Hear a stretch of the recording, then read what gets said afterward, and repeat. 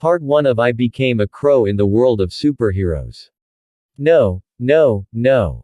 Uncle Ben, don't leave me. Please, don't leave me. Peter was on his knees, his hands slick with the blood cooling on the pavement. He pressed down on the wound, but the red staining his fingers wouldn't stop. Is anyone there? Call an ambulance. His voice cracked, echoing down the empty, frozen street. No one answered. The silence of the city felt heavier than the darkness. Please don't go, Uncle Ben. Please. The witness gave a description to the sketch artist. Please, take a look. See if you recognize him. The officer handed the drawing to May. She took the paper with trembling fingers, her eyes red and hollow. She stared at the face for a long moment, her frail frame shaking with a grief she was barely holding back. I don't know him, she whispered. As soon as the words left her mouth, her shoulders slumped, and the shivering intensified. I understand. Our detectives are working the case now. If we find anything, you'll be the first to know. The officer took the sketch back and turned to leave, but a voice stopped him. Can I see it? Peter stood in the shadows of the hallway. The officer paused and handed him the drawing. Of course. Just so you know, he has a star tattoo on his left wrist. Peter looked down. The moment his eyes hit the paper, the world seemed to tilt. It felt as if the ceiling was collapsing, a physical weight crushing the air from his lungs. God. What had he done? The memory struck him like a physical blow. Not long ago, before the world ended, he had crossed paths with this man.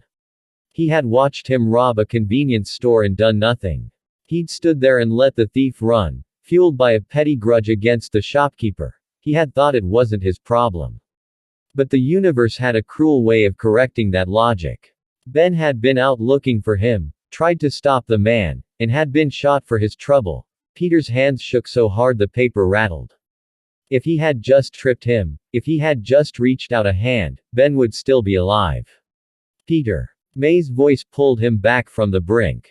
He couldn't meet her eyes, instead staring at the floor, his fingers crumpling the edges of the sketch. I'm listening, May. What did you say? May stepped closer, her eyes welling up again. She reached out and took his hand. I asked if you were hungry. We should try to eat something. No, Peter said, turning his head away, unable to bear the sight of her kindness. This is all my fault. If I hadn't argued with him tonight, he never would have been out there. Peter. May gently took his face in her hands, forcing him to look at her. Ben wouldn't want to see us like this. Please, just a little food.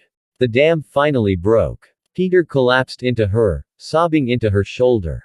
I'm so sorry. I'm so sorry. This is all on me. The night was suffocatingly quiet. Cold moonlight bled through the window, casting long, sharp shadows across the bedroom. Peter tossed and turned, his mind a blurred loop of the shooting. He sat up, gripping the bedsheets. The spider that had bitten him had granted him the ability to crawl up walls and the strength of 10 men, but it had also sharpened his senses. Now, that gift was a curse. Through the thin walls, he could hear the faint, muffled sound of May crying in her room. Every sob was a needle in his heart. If only he had. Tap. Tap. Peter's head snapped toward the window. A large black bird was perched on the sill, its beak rapping against the glass. It seemed to notice him watching.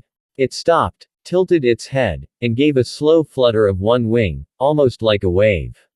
What is that? Curiosity momentarily pushed through the fog of his grief. He stood up and walked to the window. Up close, it was a crow. His mood soured instantly. Crows were omens of death and ill fortune. Of course one would show up now. It felt like the universe was sending a messenger just to mock him. He reached for the latch to shoo it away, but as soon as he cracked the window, the bird spoke. Nice to meet you. The name's Oz. Peter froze, his hand still on the frame. I'm dreaming, he muttered. I have to be dreaming. Denial is the first stage of grief, kid, Oz said, hopping through the gap and landing on the bedpost.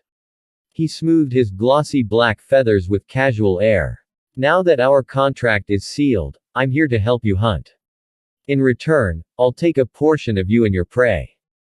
Peter's mouth hung open. Crows don't talk. Oz tilted its head, looking him over. Is Uncle Ben dead yet?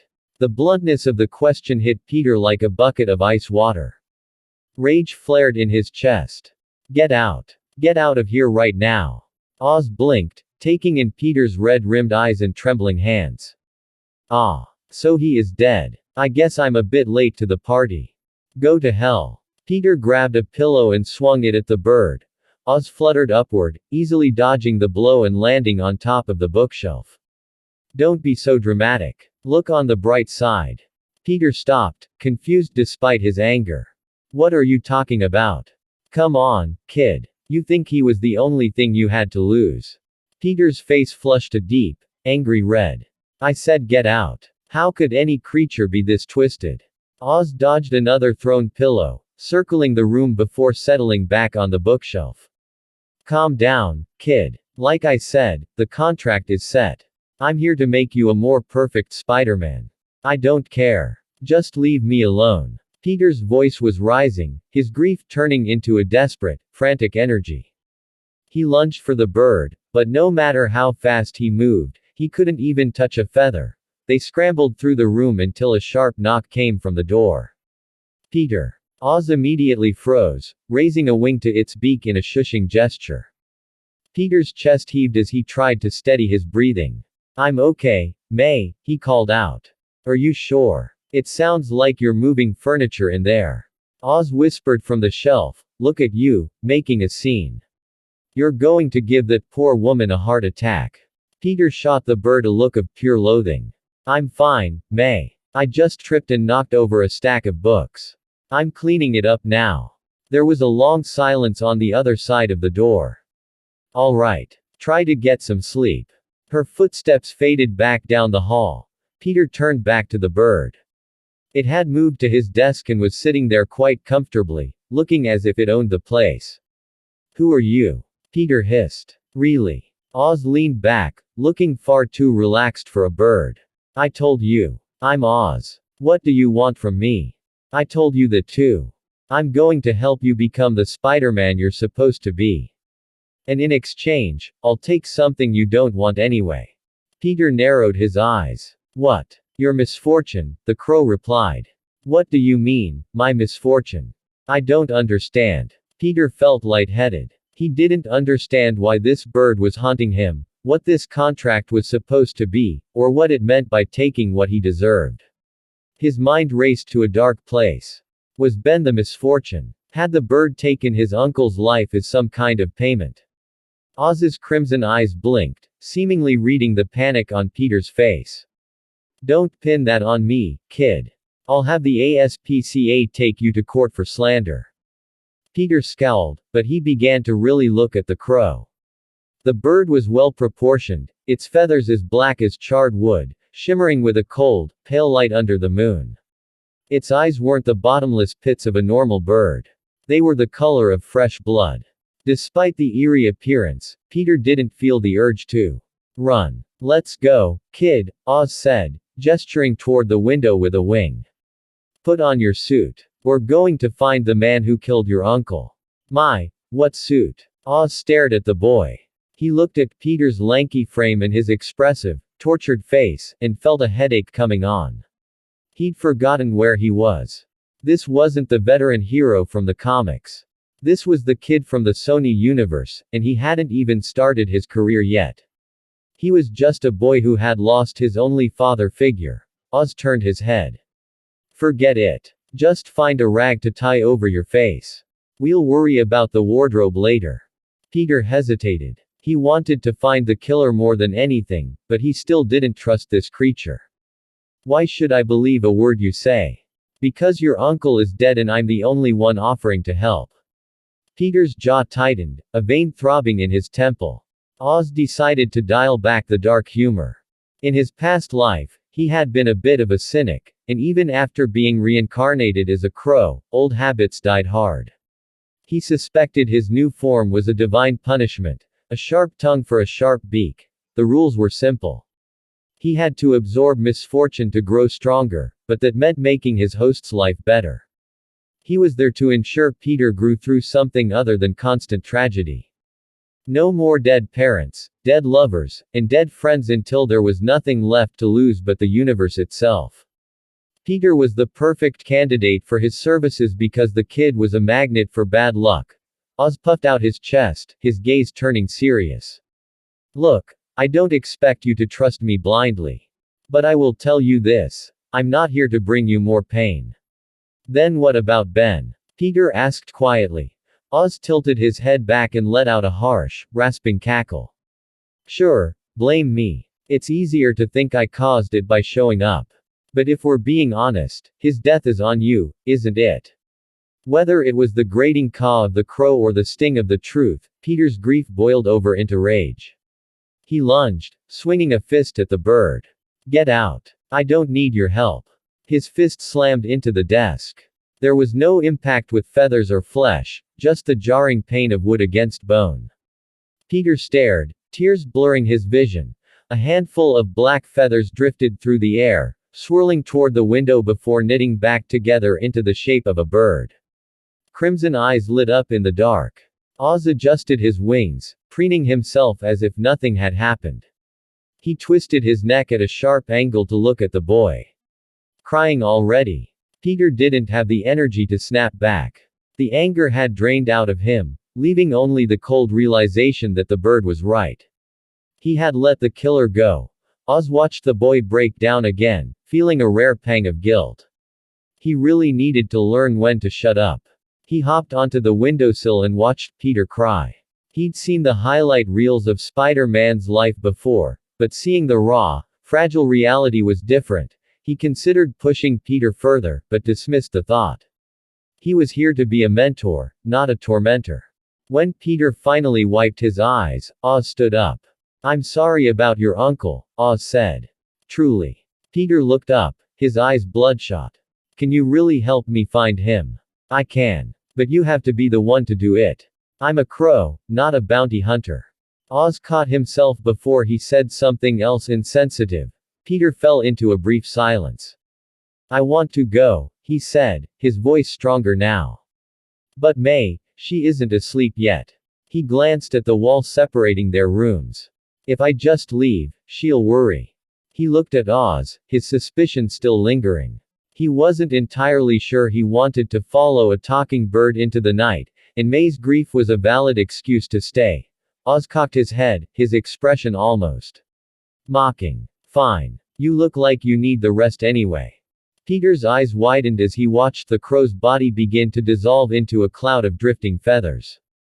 Where are you going? Away from here, Oz's voice echoed as he faded. Unless you were planning on us sharing the bed. That's a bit weird, kid. Peter gritted his teeth.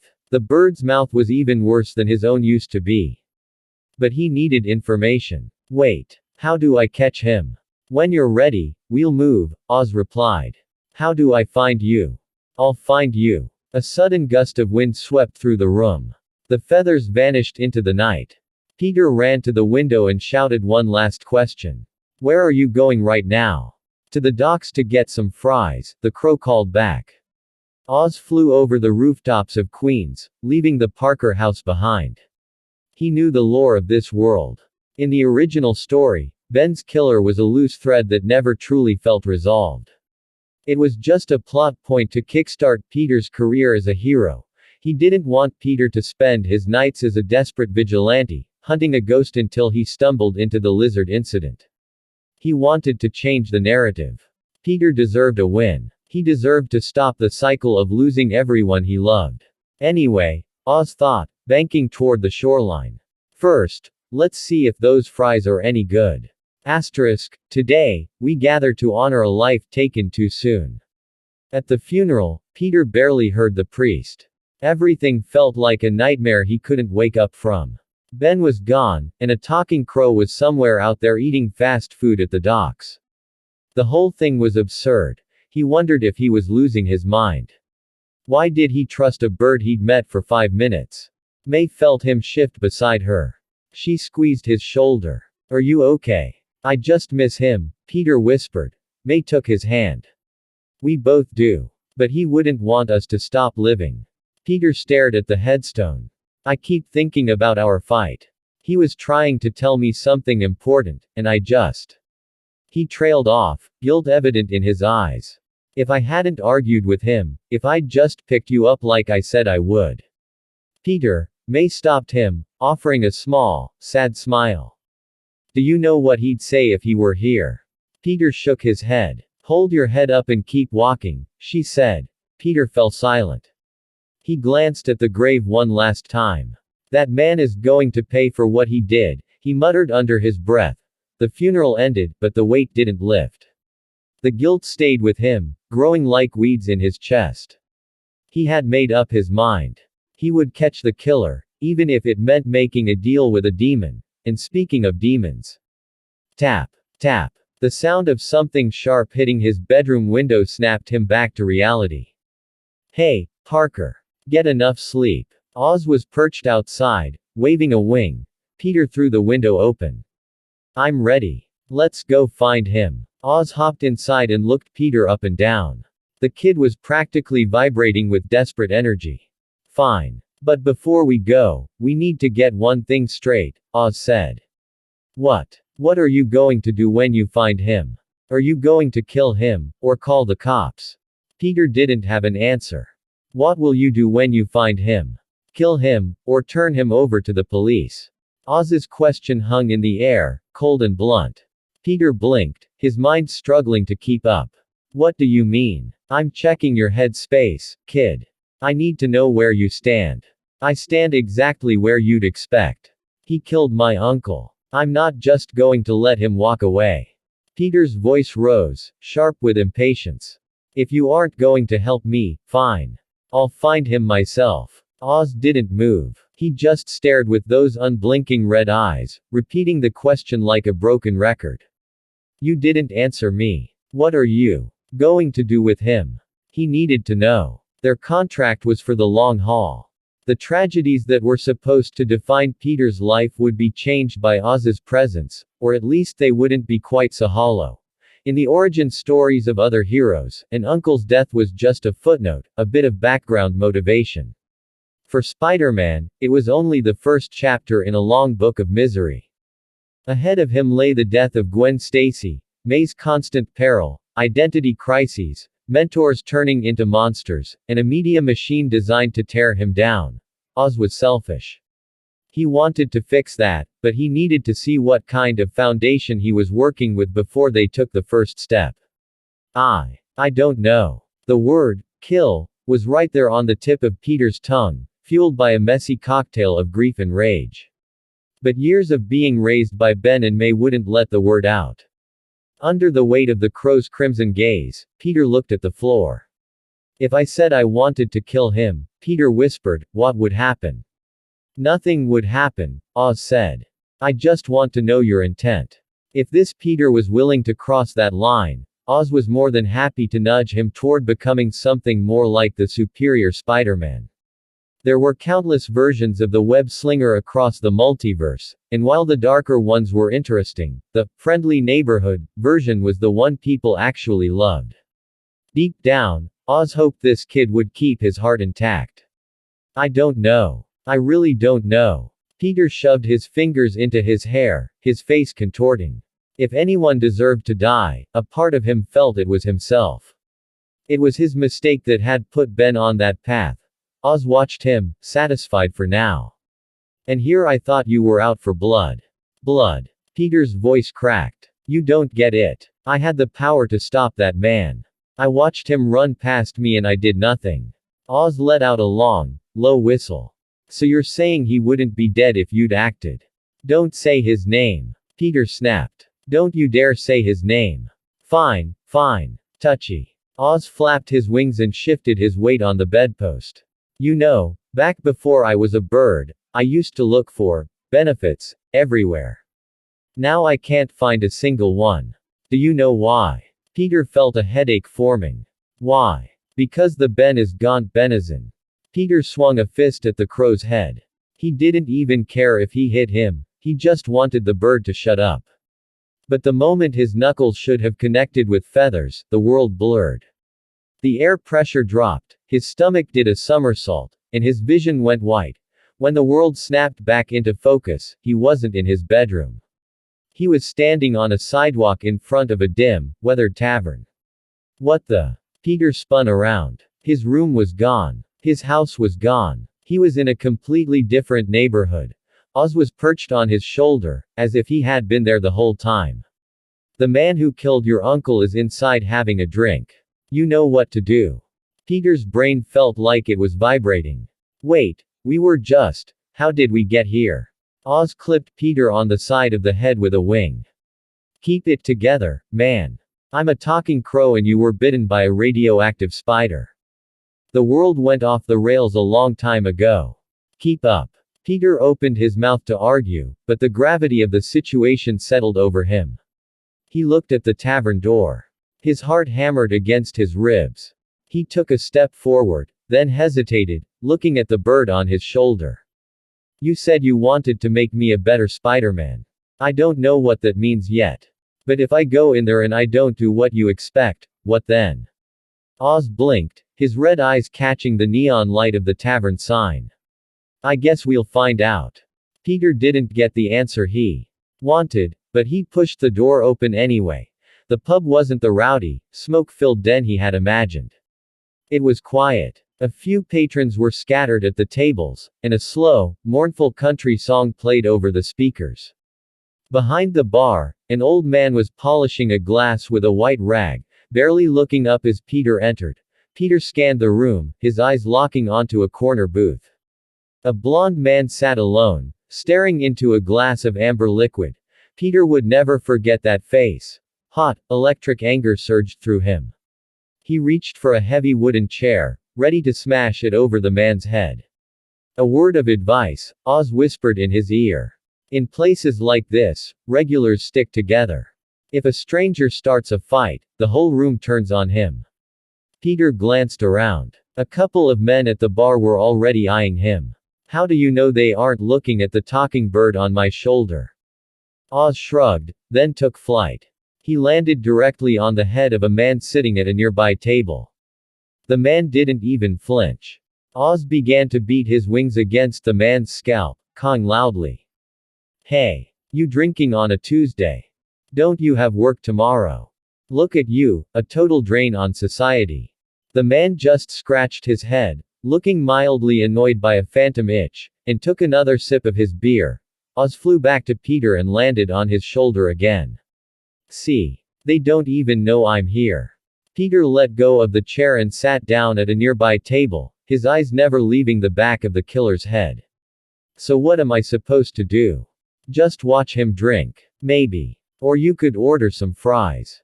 I'm telling you, the ones at the docks were okay, but these smell better. Shut up, Oz. Peter realized they were communicating through some kind of mental link. He hadn't even opened his mouth.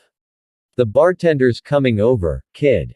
Order something. Though I wouldn't mind if you swiped someone's fries. The old bartender walked over, the white rag still draped over his shoulder. He looked Peter up and down with a tired expression. I'll tell you now, I don't serve minors. I've got milk if you've got the cash. Peter felt his face heat up.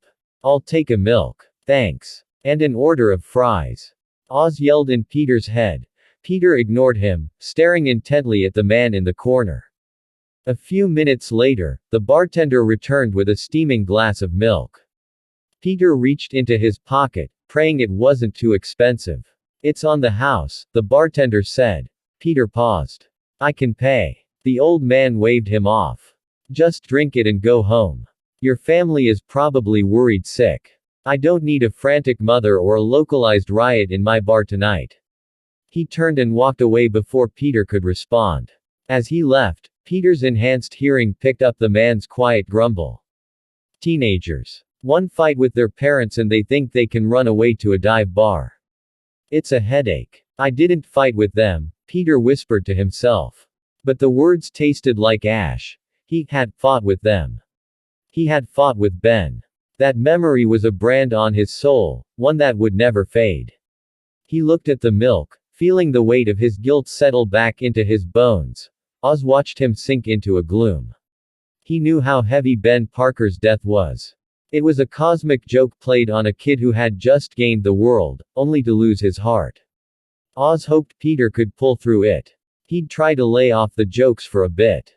After all, if Oz had his way, this would be the last person Peter ever had to bury. Thwack. Asterisk. Ow. What was that for? Peter rubbed the back of his head, glaring at Oz. Oz retracted his wing and preened a feather. Stop brooding, kid. He's moving. The killer had stood up and was heading for the door. The man trudged through the narrow alleyway, the alcohol in his system making the world tilt. He exhaled a heavy, ragged breath and pulled a pack of cigarettes from his pocket. He put one to his lips, but before he could flick his lighter, a sharp sound echoed from the shadows behind him. Who's there? He spun around. The alley was as silent as a grave. Only the damp patches on the brick walls, glistening as if they'd just been brushed by something moving fast, suggested he wasn't alone. High above, tucked into a blind spot of the masonry, a figure crawled with the unnatural fluidity of a spider. The man rubbed his temples, blaming the booze for the hallucination. He hunched his shoulders to shield his lighter from the wind and sparked a flame. A thick cloud of white smoke hung in the air. When the man looked up, a boy was standing directly in front of him. His face was a mask of cold, silent fury. Jesus. The man jumped, the cigarette tumbling from his lips. What the hell is wrong with you, kid? He swiped at the ash on his collar and squinted. He recognized that face. It was the kid from the convenience store, the one who couldn't afford a coffee milk. He crossed his arms, his fear turning into annoyance. What? Your family didn't give you enough lunch money again. Peter didn't say a word. I remember you, the man warned, stepping closer. Don't think you can come here and try to shake me down. What else did you do last night? Peter's voice was a low, dangerous rumble. He took a step forward. The man flinched back.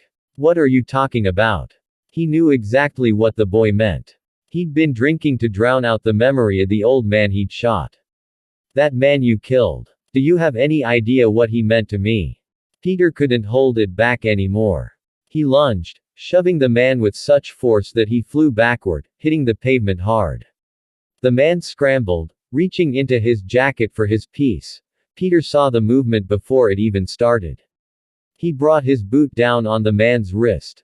The scream that followed was sharp and jagged. The man had never felt strength like this. It felt like his arm was being crushed under the tire of a truck. Peter hauled him up by the collar and slammed him against the brick wall. A handgun slipped from the man's pocket and clattered onto the trash-strewn ground. You were going to use this on me too, weren't you? Peter roared. Take it easy, pal. The man wheezed, his face pale. What was that old guy to you, anyway? Everything. Peter was a powder keg, and the fuse had finally burned out. He swung a closed fist into the bridge of the man's nose. There was a sickening crunch of cartilage. The pain was blinding. The man stopped fighting and started trying to talk. Wait, I can explain. I didn't mean to kill him. He wouldn't get out of the way. Thud. Peter buried another fist in his face. He wouldn't get out of the way. You shot him because he was in your path. Stop. Please. Peter didn't stop. He was venting everything. The rage, the grief, and the suffocating guilt. He threw punch after punch until the man was a bloody, wheezing mess. Please, give me a break. I didn't mean it. Just give me another chance. Peter almost laughed. A second chance. What about Ben? Who was going to give Ben a second chance? He pulled his fist back for one final blow, but he caught a movement out of the corner of his eye. He stopped and looked to the side. What? Oz was perched on a dumpster, his crimson eyes blinking innocently. Peter didn't know why he'd looked at the bird. It was an instinct, a sudden need for a witness. I don't know. Don't mind me, Oz said. If you're going to kill him, get on with it. I can handle the cleanup. I promise no one will ever find the body. I'm not a killer, Peter said, his voice trembling. Then why are you looking at me? The alley went quiet, save for the man's frantic, wet gasps. Peter shook his head. After a long minute of silence, he asked, can you really make a body disappear? Oz looked at him, wondering if his presence was actually turning the kid into a dark vigilante. That would be a twist. I can. And like I said, nobody would ever know. Who are you talking to? The man screamed, his eyes bulging. Don't kill me. I'm sorry, I swear.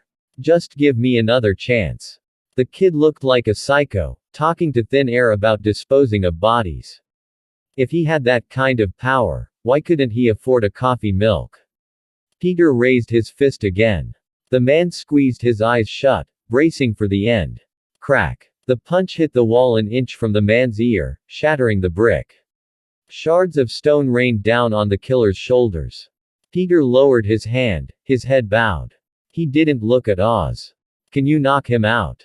Who are you? The man started to ask again. Of course. This time, the man heard the voice. It didn't come from anywhere, it echoed inside his skull. Then, an ink-black bird appeared in his field of vision. He saw two glowing red eyes, and the world vanished into darkness. Once the killer was out cold, Oz hopped onto the man's chest. I really thought you were going to do it. Peter didn't answer. He pulled out his phone and dialed the police, giving them the location of a wanted suspect. Then he leapt, catching the edge of a fire escape and pulling himself up to the roof. He sat on the gravel surface, staring at the city. Oz appeared beside him instantly. He knew Peter was waiting to make sure the cops actually showed up to take Ben's killer away. He watched the silent boy, thinking about the path ahead. Of all the versions of Spider-Man, this one had it the roughest. His story was cut short, defined by loss. He wasn't the great responsibility icon yet, nor was he the kid with a billionaire mentor. He was just lonely. I couldn't do it, Peter said suddenly. Oz listened. Peter's voice cracked. If I'd killed him, I can't even imagine what Ben would think of me. It's my fault he's dead. If anyone deserves to die, it's me. True, Oz said. Peter was getting used to the bird's bluntness. He kept going. Before he died, he tried to tell me something important. I didn't want to hear it. But just now, I remembered. He looked down as the first blue and red lights began to reflect off the alley walls. He believed that if you have the power to help people, you have a moral obligation to do it. It's not a choice. He told me. With great power comes great responsibility. Peter gripped his knees. I can punch through a wall. I could have turned his head into a pulp. But if I use this power for that, then Ben's death means nothing. He buried his face in his hands, the tears finally breaking through. I already let him down once. I won't do it again. Oz hopped onto Peter's shoulder and gave his head a small, awkward pat with a wing. I think he'd be proud of you, kid. Peter blinked, wiping his eyes. You can actually say something nice. Don't get used to it. I've got a quota of misery to fill tomorrow. Right. In the shadows behind Peter, a single black feather fell from Oz's wing and dissolved into nothingness. That was a heavy moment for Peter. Pale, cold morning light filtered through the screen window. Peter sat up in bed before his alarm could go off. After catching Ben's killer last night, he had stayed on that rooftop for hours, watching the red and blue lights swirl in the alley below. The police had been efficient. Once they had the man in custody, they moved quickly to notify the next of kin. May had been contacted first, then Peter. Now that the dust had settled, everything was supposed to be better. Peter looked out at the bright, clear sky. It was a beautiful day, and he had to go back to school. After all, he was still just a high school student. But where did Oz go? Peter got out of bed to wash up, wondering about the foul-mouthed crow. Last night, after they had returned home, the bird had simply flapped its wings and vanished into the dark. He wouldn't say where he was going, only that he had things to take care of. Thinking back to their conversation at the docks, Peter wondered if the bird was actually out there hunting for fast food again. Pigeons ate fries, sure, but a crow. And where would you even find fresh fries at 3 in the morning? Peter spat out a mouthful of toothpaste and rinsed his face. He leaned against the bathroom mirror, staring at his reflection. He looked exhausted, his eyes shadowed and sunken. He knew that catching the killer wouldn't be a magic fix. Ben's death wasn't something he could just get over in a single night. It was going to stay with him, a permanent weight in his chest. Keep your head up and keep walking, Peter whispered to himself. And don't forget what he said, Peter. Don't you dare forget. The school hallways felt different. Peter could feel the weight of a dozen different gazes following him. He'd felt this before, usually after a run-in with Flash Thompson, but this was different. This was pity. He had gained his abilities, fought back against his bullies, and felt like he was finally standing his ground. But now, all he could think about was Ben. All he could think about was that one terrible night. Peter ignored the sympathetic looks and headed for his locker. He was just reaching for his books when a loud, familiar voice boomed from behind him. Hey, Parker. Peter didn't even need to turn around to know it was Flash. He let out a tired sigh. Flash, I'm really not in the mood to fight. Just leave me alone. Hey, hold on, man. Flash reached out and put a hand on Peter's shoulder. Instinct took over. Peter grabbed Flash's wrist, spun him around, and slammed him against the lockers with a deafening bang. The hallway fell silent. Students froze in their tracks, turning to watch the drama unfold. It seemed like every time Peter and Flash crossed paths lately, there was an audience. Flash stared at Peter, his eyes wide. He saw the raw, jagged anger vibrating through Peter's frame, and the sympathetic words he'd practiced died in his throat. Will that make you feel better? Flash asked quietly. Peter stared at him, his chest heaving. Slowly, he realized Flash wasn't bracing for a fight. The tension in Peter's grip faded. I didn't come over here to scrap, Parker, Flash said, straightening his jacket once Peter let go. I heard about your uncle. I'm sorry. For real. Peter didn't know what to say.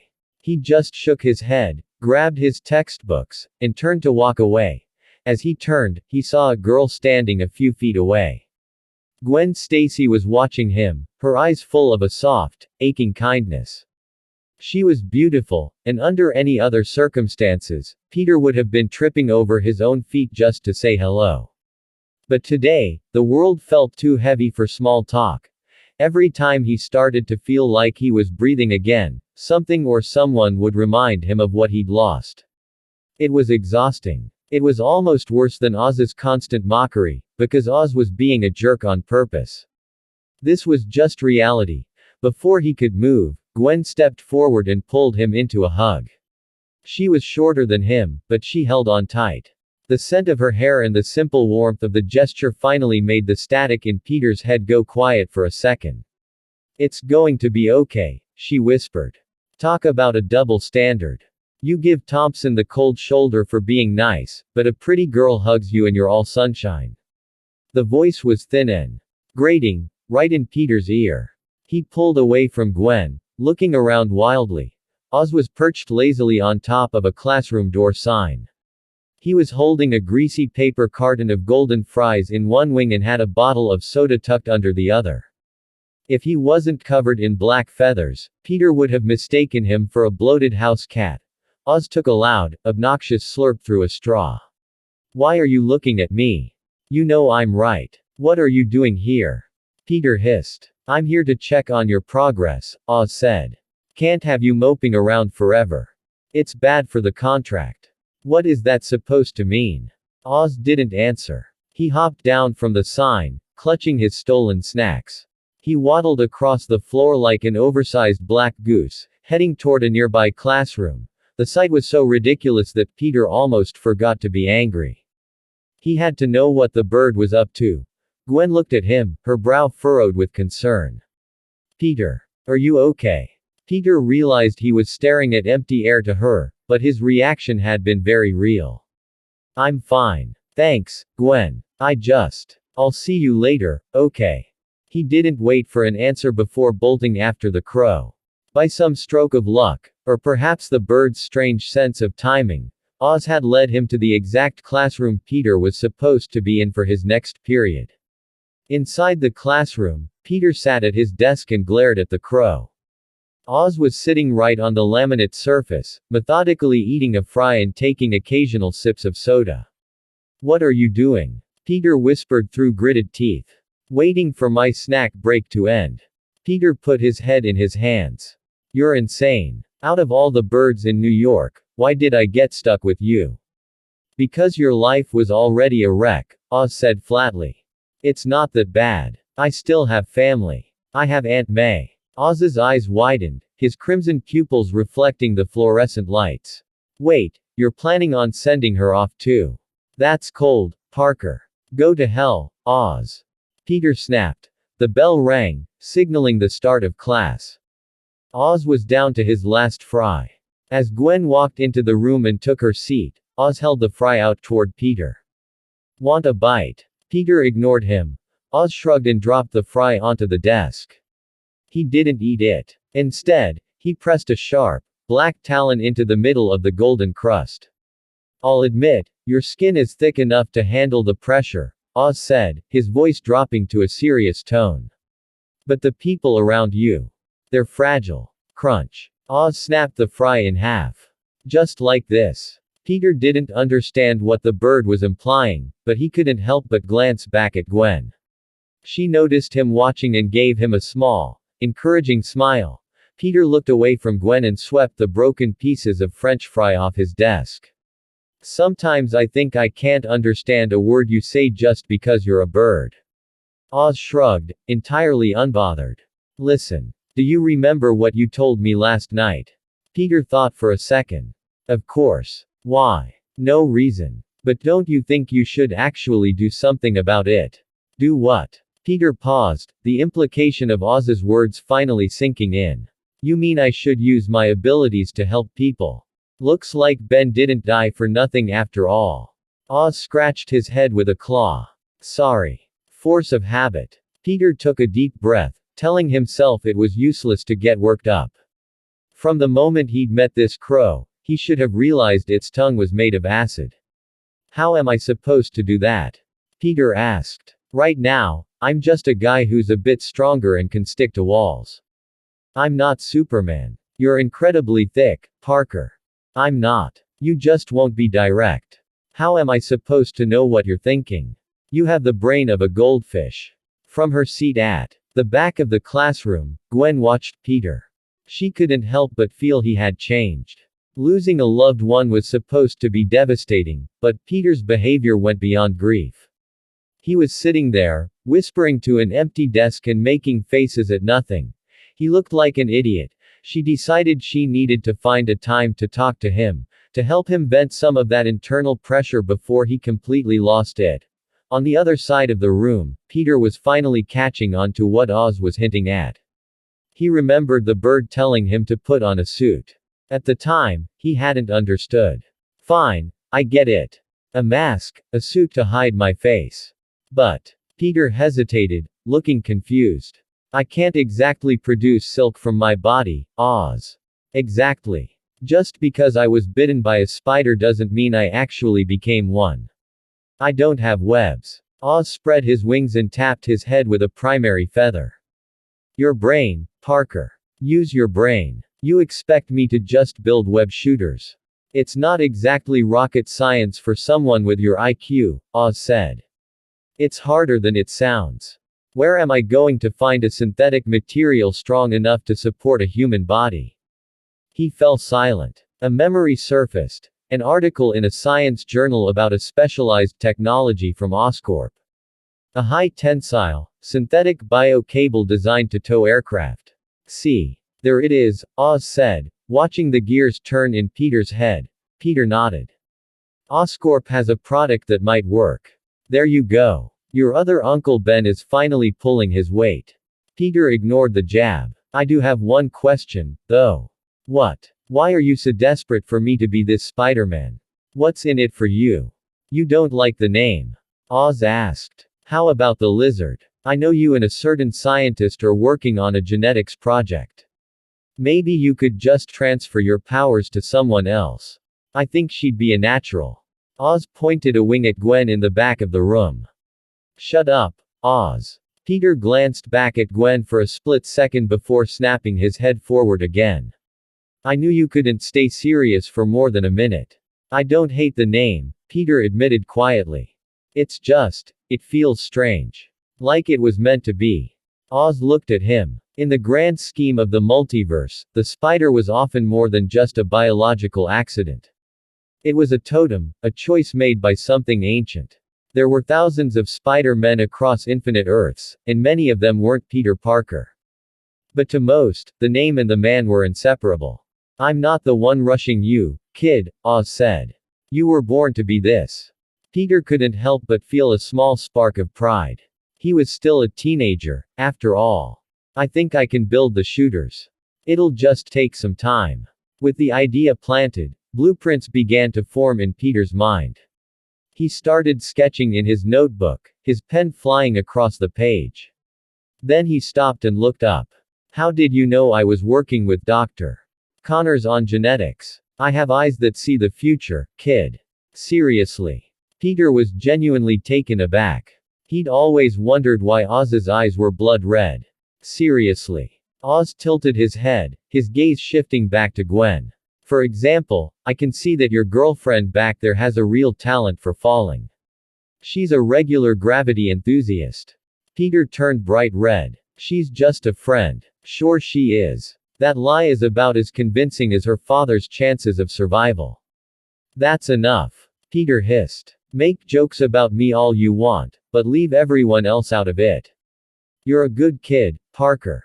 Fine. From now on, I only roast you. Peter sighed, feeling defeated. The bird's wit was a force of nature. He went back to his sketches, trying to change the subject. Any suggestions for the suit? How about all black? No. Too dark. Fine. Just put a plastic bag over your head and call it a day. The school day ended in a blur.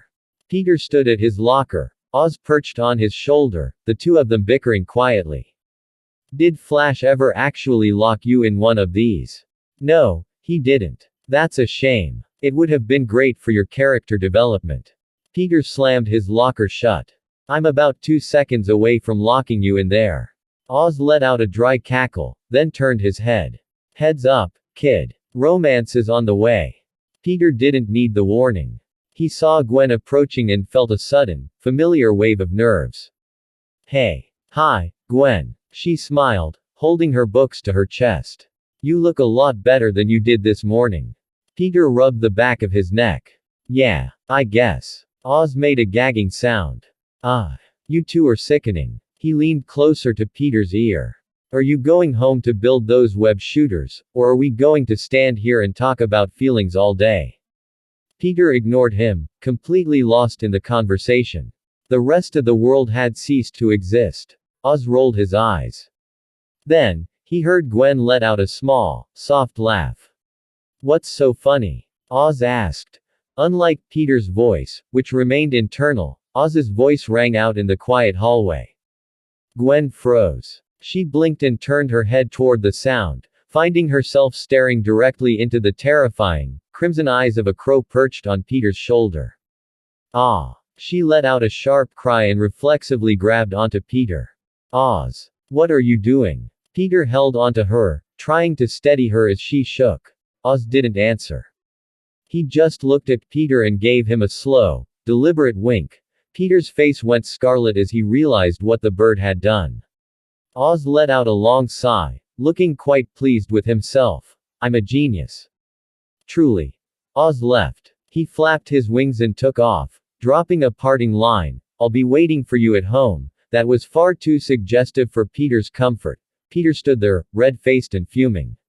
He hated how it sounded, as if he were having some kind of illicit affair with a bird.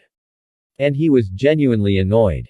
Sure, he liked Gwen, but he didn't need a supernatural crow playing wingman, especially when it involved scaring her half to death. Are you okay? Peter asked. He hesitated, unsure if he should let go of her yet. Am I okay? Gwen's face was twisted in a mix of confusion and fear.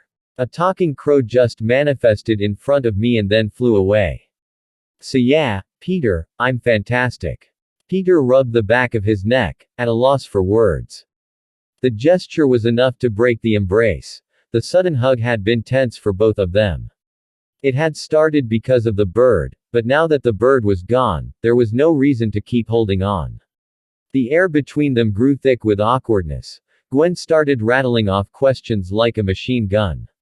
What was that thing? Why can it talk? Were you talking to it in class earlier? Why couldn't I see it before? Peter's head spun. He had no idea how to explain any of it.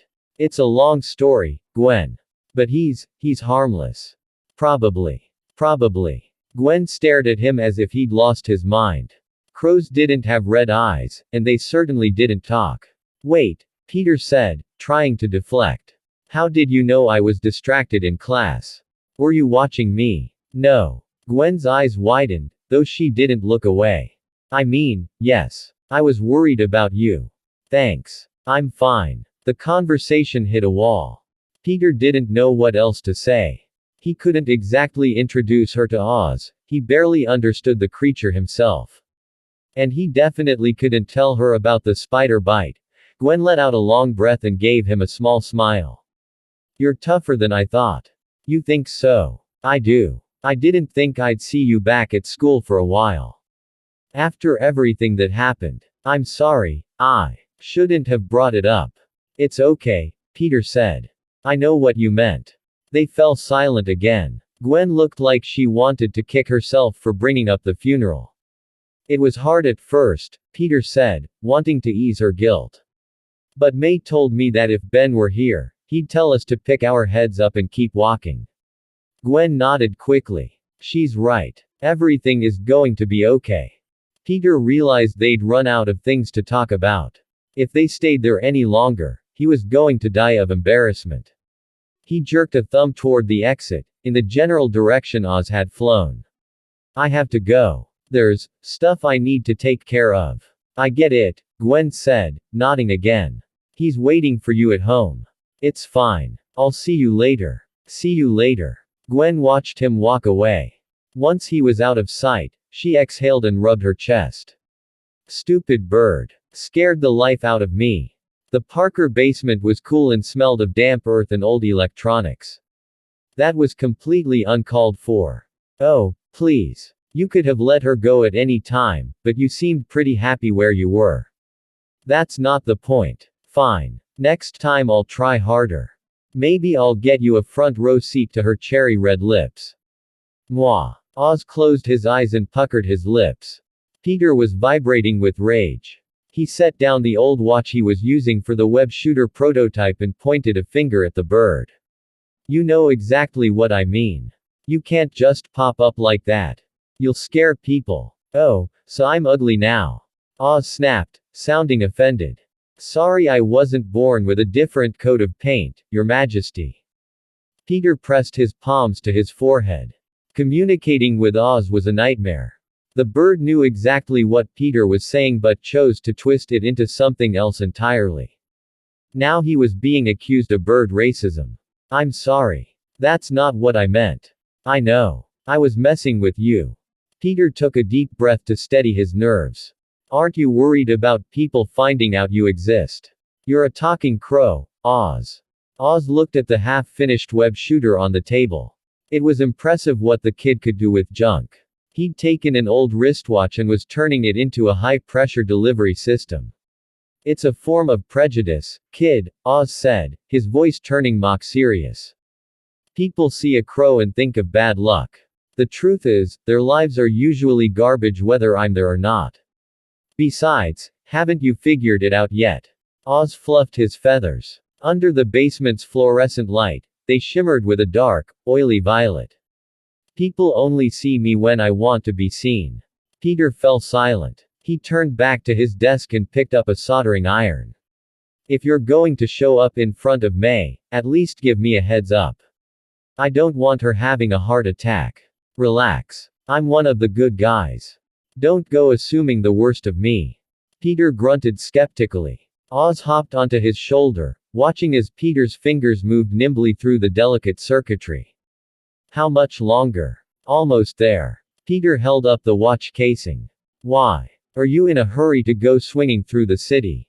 Why not? No point in building it if you aren't going to use it. Plus, you'll probably find a dozen things that need fixing once you actually test it. Peter went back to work. I can't believe I'm actually doing this. I'm building a gadget based on the advice of a talking bird.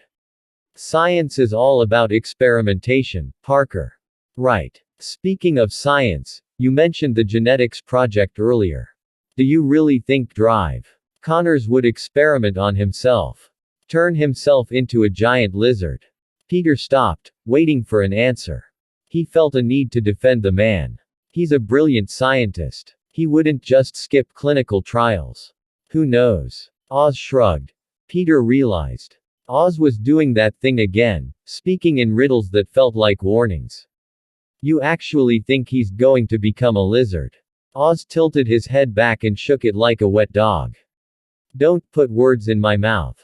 I didn't say that. Peter sat in silence for a moment, recalling what Oz had said in the classroom. I have eyes that see the future. If Oz was telling the truth, and given that he was a talking, teleporting crow, it was hard to rule anything out, then the situation was dire. Peter had provided the biological decay rate formula to Connors. If the doctor transformed, it would be Peter's fault. Stop brooding and finish the shooters, Oz said. I'm done, Peter replied. Oz hopped down onto the table and looked at the finished product. Well, let's see if they work. Time is wasting. Maybe we should go out and start the training now, Peter suggested. Oz blinked, looking at the boy in surprise. Peter looked genuinely worried. What's the rush? You said it yourself. Time is wasting. Fair enough. Let's go. Look. Up in the sky. Is it a bird? A plane? Man, it's just a crow. Pedestrians on the sidewalk glanced up at the New York skyline as a dark blur streaked past. A moment later, a crow flapped lazily through the air, letting out a series of dry, rhythmic caws. The crowd lost interest, lowering their heads and returning to the city's usual bustle. Oz landed on a ledge, looking down at Peter, who was currently embedded in the brickwork of a building. Get up. You can't sleep there. I'm not sleeping, Peter mumbled. He pulled his head out of the wall and shook it, trying to clear the cobwebs. You were doing fine at first, Oz said, sounding genuinely puzzled. Why did you suddenly decide to pivot and headbutt the masonry? When they had first left the house, Peter had shown an almost instinctive talent for web swinging. It was as if he were born for the air. Despite a few shaky starts, he had adapted with terrifying speed. But then, for reasons known only to his own teenage brain, he'd tried to add a bit of flair to his movements. I was trying out some advanced techniques, Peter grunted, wearing a red wrestling mask and dark sunglasses to hide his eyes.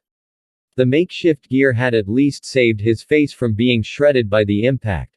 Peter began to crawl up the side of the building, heading for the roof to catch his breath. When he reached the top, he collapsed onto the gravel surface and yanked the mask up over his chin. What now? Oz asked. The mask is stifling, Peter panted. Oz fell silent, watching him. It wasn't even evening yet. The afternoon sun washed over Peter's face, and despite the crash, there was a sense of liberation in his posture. He looked like he belonged up here. Do you think a leap from a skyscraper is a good idea? Peter asked after a minute. Sure, Oz replied, thinking of the legendary leaps of faith taken by other spiders. But this building is a bit of a shrimp for that. I know one that isn't, Peter said. Empire State. That works. But I have a better one in mind. Lead the way. 10 minutes later, Peter and Oz were standing at the foot of a massive skyscraper. Oz looked up at the building, then back at Peter, his eyes narrowed. Oscorp. Really? Peter gave him an innocent look. What? It's tall. It's perfect for a test run. Oz let out a short, dry cackle. He finally understood why Peter had been so eager to get out of the house. It wasn't about the training, it was about the warning. He was still reeling from Oz's claim that Dr. Connors would turn into a giant lizard. Let's drop the act, kid. Next time you want to check up on someone, just say so. You don't have to take me on a scenic route. Sorry, Peter muttered. He realized his attempt at being subtle had been entirely transparent to the crow. If what you said is true, then I have to see him. I gave him that formula. If he turns into a monster, it's on me. Oz tilted his head, surprised. You're learning fast. I'll take that as a compliment. Peter didn't put the mask back on. Whether Oz was telling the truth or not, he needed to see the doctor for himself.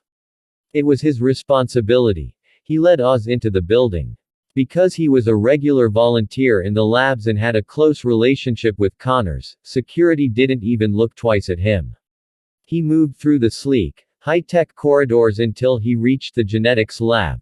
Through the glass, he saw the doctor, a middle-aged man with a missing right arm, focused on his work. I can't see it, Peter whispered. I can't imagine him becoming a lizard. Yeah, Oz remarked casually. I can't imagine Gwen Stacy dying of a snapped spine, either. Peter's blood ran cold. That's not funny, Oz. That's crossing a line. You believe the lizard part but draw the line at the girl. That's some selective hearing, Parker. Peter swiped at Oz, knocking him off his shoulder. He was starting to truly hate this bird. He pushed through the lab doors, trying to force a smile. Good afternoon, Drive, Connors. The doctor looked up, a flash of surprise crossing his face. Peter. I wasn't expecting you today. Finished my schoolwork early. I figured I'd see if you needed a hand with anything. Connors smiled. You've already done more than enough, Peter. His expression softened into something more somber. I heard about your uncle. I'm so very sorry for your loss. Thanks, Peter said, falling into a practiced silence. He hadn't come here to mourn. He had a specific question. Doctor, are we absolutely sure about the cross-species genetics? Is the foundation solid? He glanced toward a nearby cage. How's Freddy doing? Freddy was the lab's star test subject, a small white mouse. Connors looked confused. They had run dozens of tests, the data was pristine.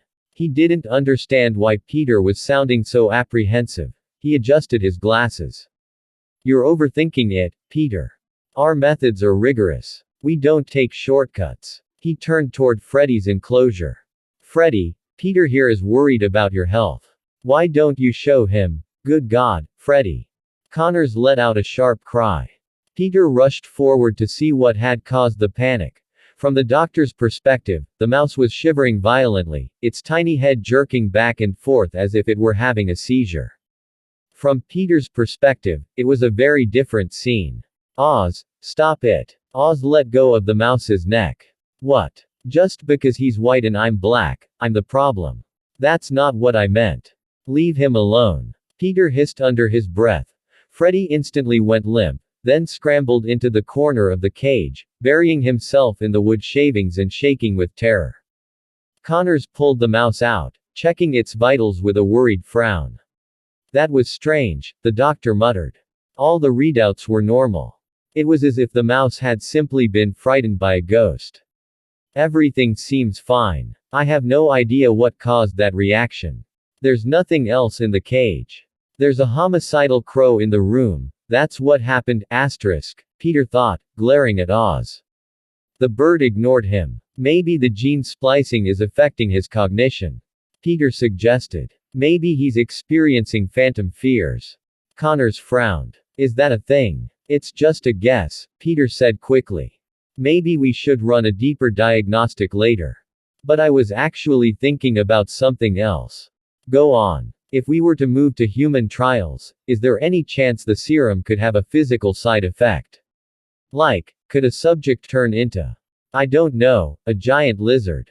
Connors looked at Peter for a long, quiet moment. Peter felt a prickle of nerves, wondering if he'd said too much. Then, the doctor burst into a hearty laugh. Have you been watching horror movies, Peter?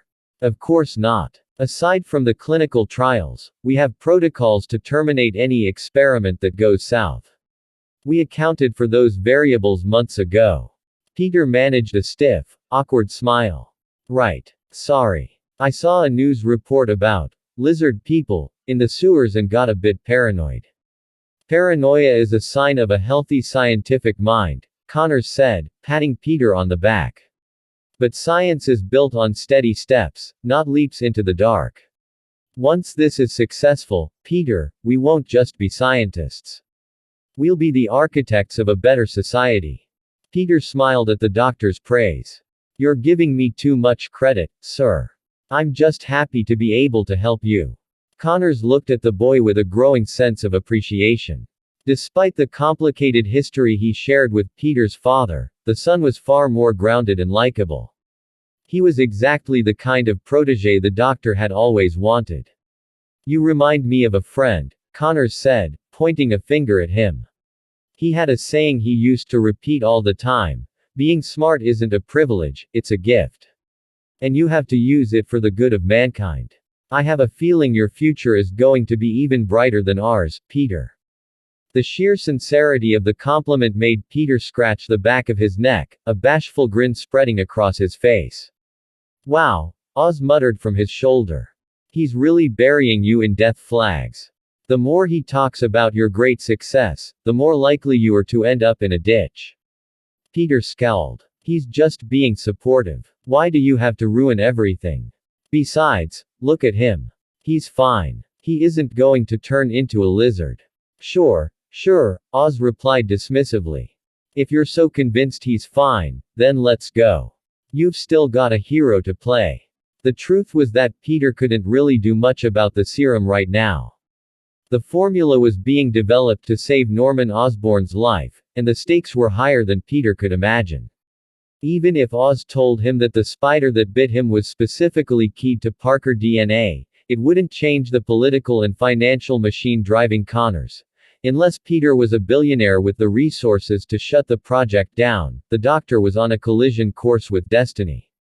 The best Oz could do was help the kid adapt to his new identity, minimize his suffering, and maybe, if they were lucky, save a few people who were supposed to die.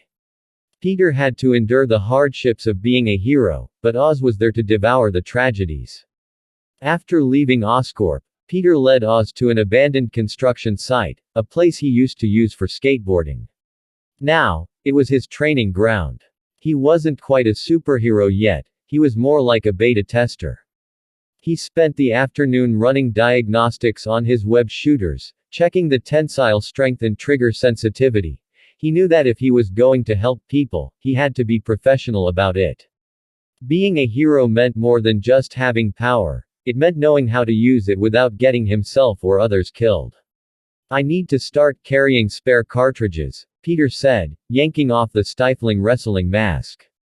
I'm burning through this fluid way faster than I expected. He looked up at Oz, who was lounging on a makeshift hammock Peter had woven between two steel beams. The bird looked entirely too comfortable. Too bad you don't have a billionaire tech mogul for a father, Oz said without opening his eyes. He'd have a drone deliver your refills. Peter was getting used to the bird's nonsensical rambling. He hopped onto the webbed hammock, the sudden weight making the whole structure sway. The sky was beginning to bruise with shades of purple and gold as the sun dipped toward the horizon. I don't know if I'm actually cut out for this, Peter said, staring at the distant skyline. Kid, you haven't even taken the first step. Don't start overthinking the finish line. Has anyone ever told you that you're incredibly blunt? Peter had hoped for a moment of genuine connection, a chance to bridge the gap between them, but Oz wasn't interested. The crow was as sharp and abrasive as ever. Yeah. The last time I talked too much, I got hit by a truck and died, Oz recalled, a flash of irritation crossing his face as he remembered his past life. I went up to the pearly gates, saw a guy who looked like Morgan Freeman, and asked him if he'd ever actually gotten in trouble for his scandals. Next thing I know, I'm a bird. Peter stared at him, unable to tell if he was joking or telling some bizarre truth. Before he could ask, his phone buzzed. It was May. Oz, however, was still on a roll. I'm still mad about it. Why a crow? My colleagues got to be owls. But no, I get stuck with black feathers and a bad reputation. I told the big guy that since he played Lucius Fox, he should at least let me stay long enough to see the new Superman movie, but he wasn't having it. Hi, May, Peter said into the phone, cupping his hand over the microphone to drown out Oz's complaining. Yeah, I'm on my way. Eggs. No problem. I'll pick some up on the way home. He hung up, but Oz was still ranting. I don't get it. Why is God always depicted in a certain way? It doesn't even fit the mythology. If he made us out of clay, shouldn't he be? Alright, I get it. Your life is a tragedy, Peter interrupted. I have to get home. Are you coming with me, or are you heading to the docks for more fries? No fries today, Oz said, his tone suddenly shifting. Why not? Peter started to ask, but a sudden, sharp sensation flared at the base of his skull. It was an instinctive warning, a buzzing in his brain that told him something was wrong nearby. He ran to the edge of the roof and looked down at the street. Thick, black smoke was pouring out of an apartment window a few floors down in the neighboring building.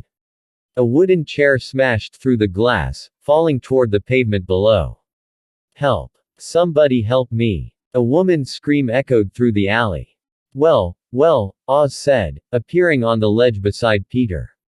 Littering from a high-rise. That's a heavy fine. Looks like a classic hero moment, Parker. Go save the day. Peter hesitated, his mind racing. How? I'm out of webbing. I don't have the gear for a fire. The gear. You're the one with the powers, not the webbing, Oz said. Peter shook his head. Fires are dangerous. I should wait for the professionals. The fire department is better equipped for this. So you're just going to watch it burn? No. Peter snapped. I'm being realistic about my limits. It's easy for you to talk. Why don't you go in there? Because this isn't my story, kid. If I were the lead, I'd have been in there 10 seconds ago. Oz shouted back. Peter looked down the street and saw the distant flicker of emergency lights. The fire trucks are coming. They just have to hold on for a few more minutes. Minutes feel like an eternity when you can't breathe. Peter fell silent. He took a deep, shaky breath. You're making this about me, he muttered. I'm just repeating what you said, Oz replied. When you have the power to do something, it's no longer a choice. It's a responsibility. But hey, if you want to sit this one out, be my guest. I only need a few survivors to keep my contract going. Peter shot the bird a look of pure fury. He took another breath, trying to slow his racing heart. Damn it, he hissed. He pulled the ridiculous wrestling mask over his face and scrambled down the side of the wall toward the smoke. Oz let out a sharp, satisfied whistle.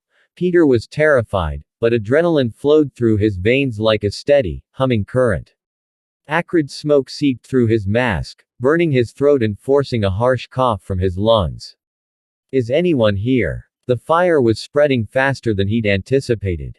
By the time he'd scaled the outer wall and slipped inside, the apartment was a suffocating maze of gray haze.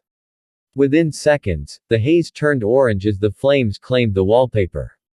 Help. The voice came from the back of the unit. Peter covered his mouth and nose, squinting through the smoke. He could just barely make out a door at the end of the hall. Thud. He put his weight into a kick, splintering the wood and throwing the door wide. I'm here to help. Stay. He broke off into another fit of coughing, waving a hand to clear the air.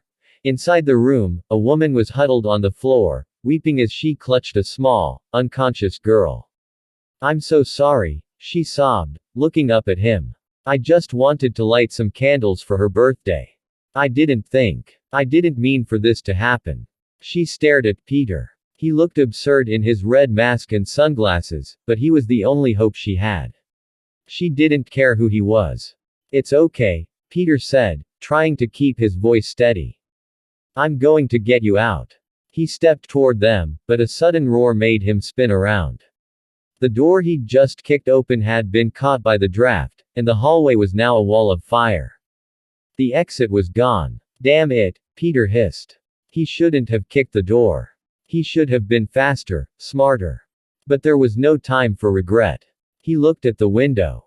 It was still clear. He held up his hands to show he wasn't a threat. Listen to me. I need you to close your eyes.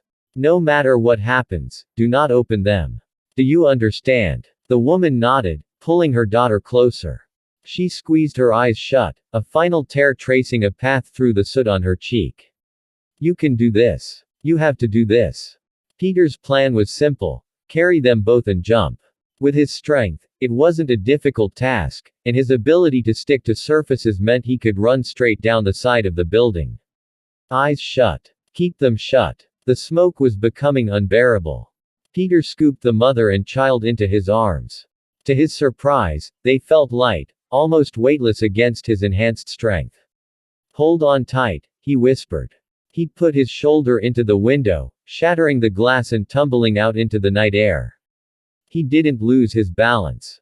He planted his feet firmly against the brick and began to run. Down in the street, a crowd had gathered. When Peter emerged from the smoke-clogged window, a collective gasp went up from the onlookers. Peter didn't stop to look at them. He just kept moving, his boots finding purchase on the vertical surface. He knew he was exposing himself, but there was no other way. Behind them, the room they had just left was consumed by a fireball. I did it. I'm actually doing it. The rush was intoxicating. He felt his arms trembling, not from the weight, but from the sheer intensity of the moment. He stopped about 3 feet from the pavement and hopped down, landing softly on the asphalt. The crowd surged forward, phones out, voices buzzing. They wanted to see the man in the red mask, but Peter kept his head down. You can open your eyes now, ma'am, he said, exhaling a lungful of clean air.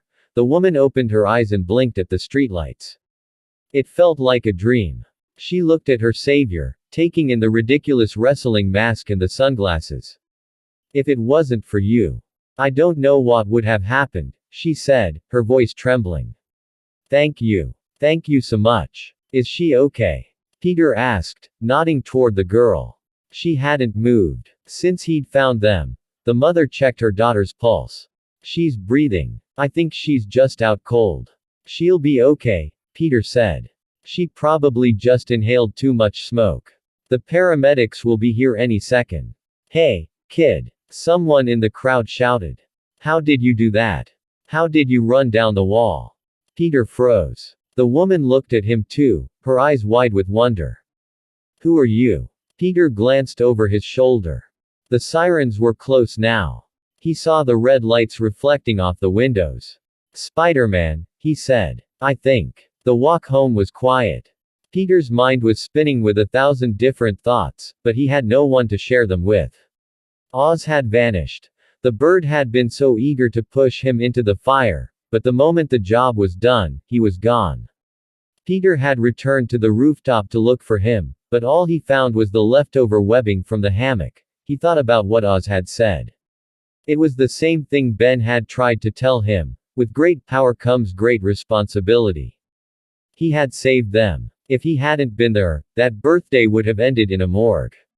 I did the right thing, he whispered to the empty street. He reached the front door and felt a small, irrepressible smile pull at the corners of his mouth. He felt light. For the first time since the funeral, the weight in his chest was gone. He could handle Oz. He could handle the bickering and the insults. As long as he could feel like this, it was worth it. He pulled out his keys and stepped inside. I'm home, May. May was sitting on the sofa, the television glowing in the dim living room. She was watching the news. Peter's heart skipped a beat when he saw the headline. Breaking news. A massive fire at the DeSantis apartments was brought under control this evening. A mysterious figure was seen rescuing a mother and child from the upper floors. Witnesses claim the man appeared to run directly down the side of the building. I'm telling you, he's one of those lizard people from the internet, a witness on screen was saying. No human can climb like that. What are you talking about? Another voice argued. He said his name was Spider-Man. Beep. May turned off the TV and shook her head. The world is going crazy. First a giant lizard in the news, and now this spider person. Where did these people come from? Peter walked over, trying to look casual. Do you think he's a bad guy? Bad. May smiled. No, Peter. He saved people. We could use more people like that. Though I hope he stays safe. It looks like dangerous work. She paused, her eyes narrowing as she looked at his jacket. Peter, why do you smell like smoke? A cold sweat broke out on Peter's neck. He opened his mouth, but no excuse came to mind. He was a terrible liar, and May knew him too well. And where are the eggs I asked for? May asked, her hands on her hips. Peter froze. I'm sorry, Before he could finish his stammered apology, there was a sharp, rhythmic tapping at the front door. Peter walked over and opened it, confused as to who would be calling this late. A large black crow flew into the house, a small carton of eggs gripped firmly in its beak. Caw. The bird landed on the dining table and dropped the eggs with a click. You forgot these, Parker, Oz said, his voice echoing in Peter's head. Since when did you get a pet crow? May sat at the dinner table, watching the black bird delicately pick at its portion of the meal. It was unsettlingly intelligent. Peter poked at his food, trying to come up with an explanation. Even he didn't fully understand the nature of the contract Oz kept mentioning. It's a long story, May. He just kind of found me. I guess we have a bit of a connection. I don't really mind having him around. May nodded, seemingly satisfied. She reached out and smoothed the bird's glossy feathers. Peter tensed, half expecting Oz to snap at her. I thought you'd be worried, Peter admitted. Especially now. Oz looked at Peter with a flat, unimpressed expression. Peter ignored him. Why would I be worried? May asked. Crows are brilliant. You've heard the stories, haven't you? They can use tools, solve puzzles. Like the crow in the pitcher. Peter muttered, taking a sip of his milk. Exactly, Oz's voice rang in Peter's head, accompanied by a mental eye roll. Your aunt clearly has a better eye for talent than you do, Parker. She sees the genius beneath the feathers. Also, tell her this meatloaf is terrible. It tastes like wet cardboard. Just eat your dinner, Peter hissed under his breath. Dinner didn't last long. Peter's appetite had tripled since the bite, and he practically inhaled his plate. May gathered the dishes, waving him off when he tried to help. She told him to go study, a command he followed primarily to get some privacy. Back in his room, Peter sat cross-legged on the floor. The makeshift wrestling mask lay on the carpet in front of him, looking cheap and slightly ridiculous in the lamplight. Oz hopped onto the bed, settling into the pillows with a satisfied sigh. Back to brooding already. I'm not brooding, Peter said. His voice was steady, devoid of the frantic energy from earlier. I was just thinking about today. When they asked me who I was terrified. How so? Peter looked at the mask. It wasn't just the fire. It was the weight of it. When I was carrying that mother and her daughter, I was so afraid I'd trip, or that the wall wouldn't hold. I realized that one mistake from me meant they both died. I keep thinking I should have been better. Faster. But you went in anyway, Oz said. Peter gave a small, lopsided smile. One small step for man, one giant leap for a guy in spandex. Oz shifted, trying to find a comfortable spot on the mattress. So, have you made up your mind yet? I think so, Peter said. Ben always wanted me to be a good man. He wanted me to use whatever I had to help people. Before the spider, I was just Peter Parker, the kid nobody noticed. But today, when everyone was looking at me, it was different. Did you like the attention? No, Peter said firmly. The attention was the scariest part. It made me realize that if I go the wrong way with this, I'm not just a kid making a mistake. I'm a disaster waiting to happen. Oz cocked his head. He was surprised, but it fit what he knew of the boy. Most people, given this kind of power, didn't think about the disaster. They thought about the perks. Before the truck hit him, Oz had spent enough time on the internet to see the pattern. People would ask what they'd do with superpowers. On day 1, they'd be a hero. By day 2, they'd be a tyrant. By day 3, they'd be doing whatever they wanted because no one could stop them. Oz's own answer had always been to steal some fries. But Peter was different. He had a moral compass that functioned even under extreme pressure. He understood that power without a soul was just a weapon. Ben was right, Peter continued. If I have the ability to stop something bad and I choose not to, then whatever happens next is on me. Oz gave a slow, rhythmic flap of his wings, a bird's version of applause. Congratulations, kid. You finally figured out that with great power comes great responsibility. Peter let out a dry laugh. I guess so. Oz dropped the sarcasm, his tone becoming unusually grave. I have to tell you, Peter, once you start down this path, there is no turning back. It won't be easy. That responsibility you're talking about. It's a heavy thing to carry. It will affect your friends, your family, and every choice you make for the rest of your haywire life. Are you sure you want this? Is this a job interview? Peter asked. Take it however you want. Peter shrugged, looking out the window at the moonlit street. The light caught the youthful lines of his face, highlighting a resolve that hadn't been there a week ago. It's not about whether I want it, Peter said. It's about whether I can live with myself if I don't do it. The answer is no. He looked back at the crow. Besides, you're the one who said you'd help me become a better Spider-Man. So even if the road is hard, I'm not walking it alone, right? Oz felt a wave of secondhand embarrassment wash over him. That was incredibly cheesy. I think I have bird hives now. You definitely said it. I might have mentioned it. The tension in the room broke. Peter felt a surge of confidence, a sense of purpose that made the unknown future feel like a challenge rather than a threat. He moved to his desk, grabbing a sketchbook and a pen. I need a new mask, he muttered, his hand already beginning to fly across the paper. The wrestling one is a furnace. I need something breathable. Spandex, maybe. And the shooters need a more streamlined design. Oz watched him work, his crimson eyes following the rapid movement of the pen. He glanced down at his own wing. Another black feather drifted to the floor. Damn it, Oz whispered. The printing presses hummed, churning out thousands of copies of the morning edition. The headlines were bold, designed to grab the attention of every commuter in the city. On the front page was a grainy but clear photograph, a figure in a red and blue suit, a stark spider emblem emblazoned across the chest. He was mid-swing, one hand gripping a slender strand of webbing while the other held a terrified criminal by the collar. The headline read, "The Spider-Man, Hero or Menace." New York's masked vigilante divides the city. In this case, the velocity vector is a function of mass and acceleration.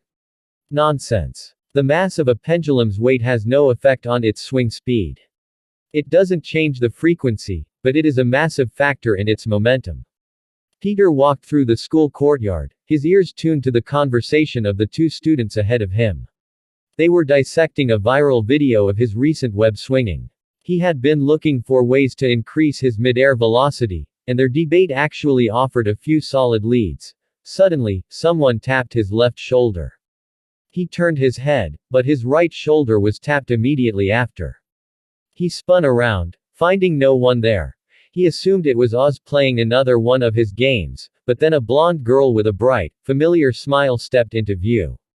Hey. Oh, it's you. Hi. He had to admit, every time he saw Gwen smile, he couldn't help but do the same. It was contagious. Where's that red-eyed crow of yours? She asked. Peter blinked, playing dumb. I have no idea what you're talking about. Please. Gwen's face tightened with mock annoyance. You know exactly what I'm talking about. I'm not going to forget that thing scaring the life out of me last time. She glanced around the courtyard and lowered her voice. What is it, anyway? Don't try to lie. I know it isn't just a bird. He's a partner. A friend. Peter chose his words carefully, trying not to give Oz away. Gwen's eyes widened. What? Are you, some kind of crow demon in a human suit? No. Of course not, Peter laughed. I'm human, just like you. I'm kidding. Relax. She stuck out her tongue and laughed. She didn't press him for more. If he wanted to tell her, he would. If not, she was okay with the mystery. So, have you seen the news lately? She asked, changing the subject. Which news? The Spider-Man, Gwen said. The guy in the weird spandex suit swinging through the city. You think the suit is weird? In my opinion, yeah. Wait. You sound like you know the guy. No way. Peter blurted out, a bit too loud. He caught himself and softened his tone. I just think the suit looks pretty cool. I guess boys and girls see things differently, Gwen said, waving a hand dismissively. Maybe, Peter replied, watching her for a moment, enjoying the way the light caught her face. Do you hate him? Spider-Man. Hate him. Not really. My dad thinks he's a reckless vigilante, but I think he's trying to do something positive. Your dad. Oh, right. I forgot to mention. My dad's a captain with the NYPD. Wow. Peter felt a strange chill. Knowing the police saw him as an unruly element wasn't exactly a glowing review of his career choice. He knew he was doing the right thing and had no intention of breaking the law, but the captain's perspective hit home. Gwen was watching Peter just as closely as he was watching her. She wasn't just here to talk about the news, she had been working up the courage for something else. She clenched her fist at her side, giving herself a mental pep talk. Hey. Yeah. Do you like lemon sea bass? Gwen asked. Peter looked at her, confused.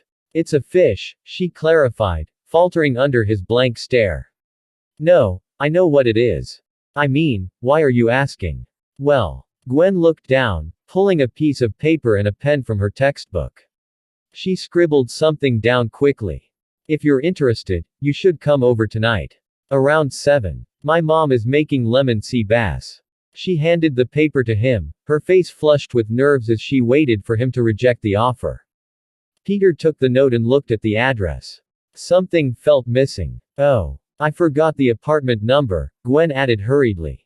It's 2016. I can't believe I forgot that.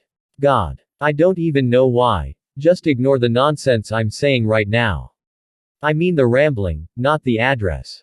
She was so embarrassed she started backing away, wanting to disappear as quickly as possible. Peter laughed at how charming she was. I got it. 2016. Gwen lifted her textbook to cover the bottom half of her face, leaving only her bright, expressive eyes visible. Room 2016. Don't forget. I have class, gotta go. She turned and ran off like a gust of wind. Peter's smile lingered for a second before he felt a familiar weight on his shoulder. He knew who it was before the bird even spoke. I don't get it, Oz said, his voice grating in Peter's head.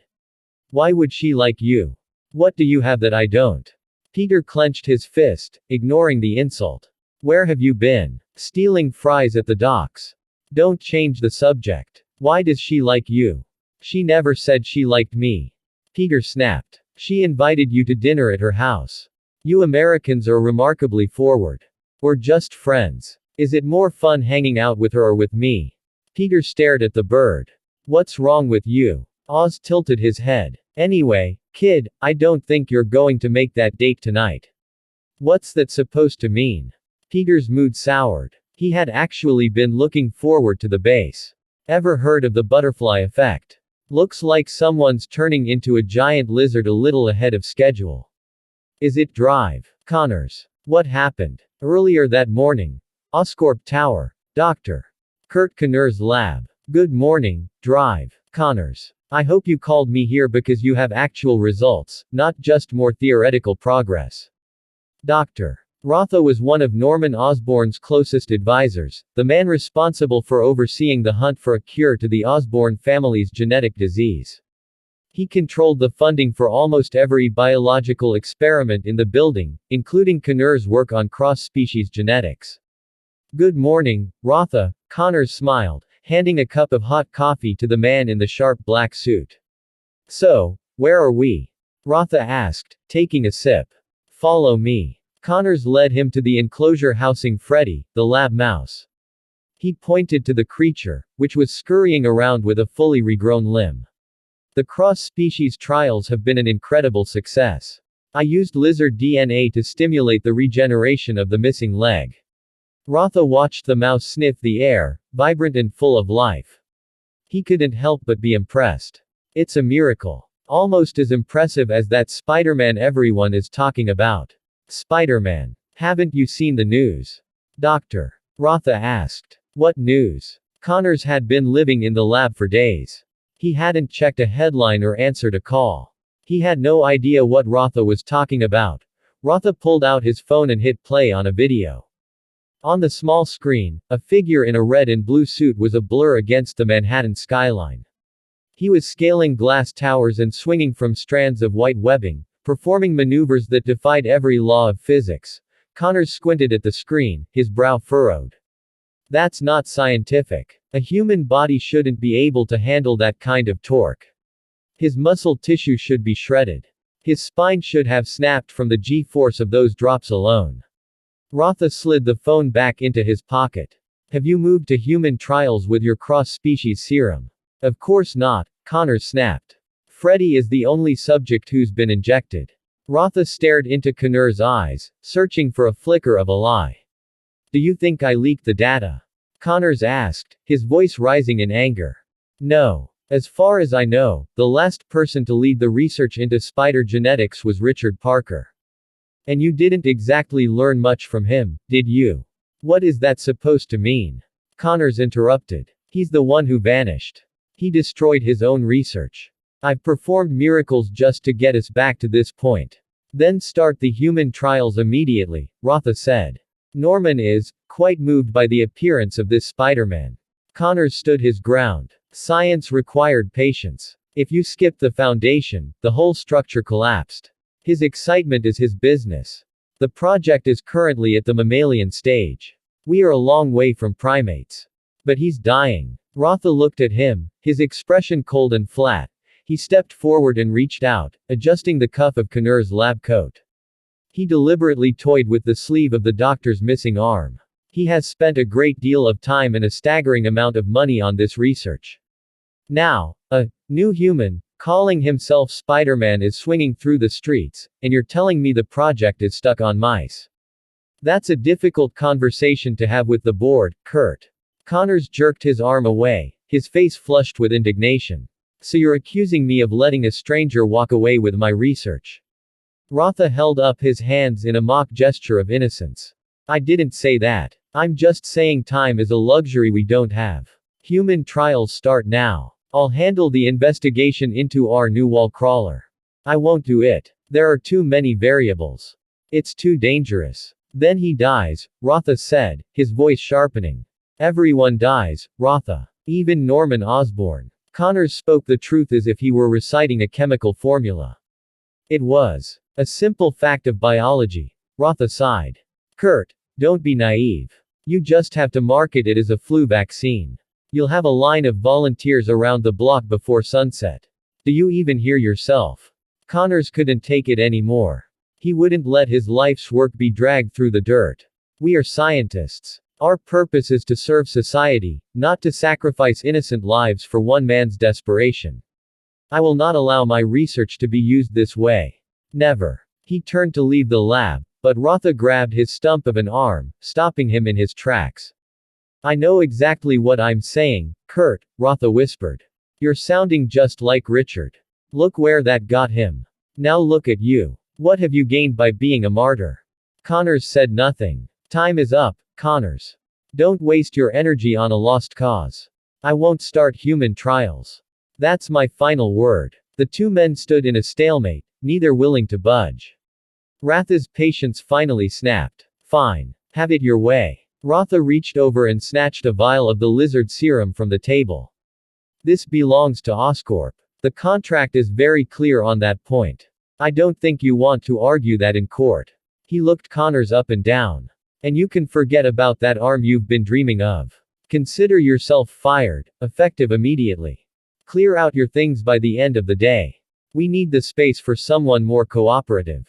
Rotha turned to go, but paused by the mouse enclosure. Oh, and take the mouse with you. Connors opened his mouth to speak, but Rotha held up a finger, silencing him. Don't ask why. If you need someone to blame, blame Spider-Man. He's the one who gave Norman hope. Rotha walked out, leaving Connors alone with nothing but a shivering mouse in a plastic cage. Outside the window, hundreds of feet above the pavement, a crow stopped flapping. It tucked its wings, grabbed its head in its claws, and let out a sharp, panicked squawk as it plummeted toward the street. Damn it. How did it go off the rails this fast? What do you mean? I gave Harry's father hope. Peter sat on a rooftop, his head in his hands. Oz had just finished sharing the memory of the conversation in the lab. The crow settled on Peter's shoulder and let out a long breath. I don't know, kid. I knew you were a symbol of hope, but being a beacon for Norman Osborn is a bit of a nightmare. Oz hadn't expected the timeline to accelerate like this. He'd helped Peter catch Ben's killer, thinking it would prevent the cycle of vengeance. He thought he'd avoided the fight with the police captain.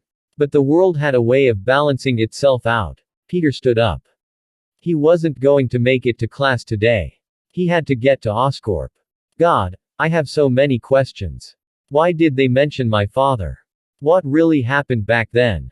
He moved quickly, ducking into a secluded alleyway to peel off his civilian clothes. Beneath them, the red and blue spandex of his new suit felt tight and real. Do you use baby powder for that? Oz asked. Not now, Oz. This is serious. Peter's mind was a static-filled mess. He'd seen Connor's face in Oz's memory, and it confirmed everything he believed. The doctor was a good man, a real scientist. But Rotha was going to destroy him. And it was all because of Spider-Man. Peter adjusted his mask, the lenses clicking into place. With a flick of his wrist, he sent a strand of webbing toward a nearby ledge and launched himself into the air. Please don't turn into a lizard, Doc. Please. The rumors about his speed must have gone to his head, because Peter found himself swinging faster than ever. He moved with the grace of a swallow, a red and blue blur darting between the glass canyons of the city. It didn't take long to reach Oscorp.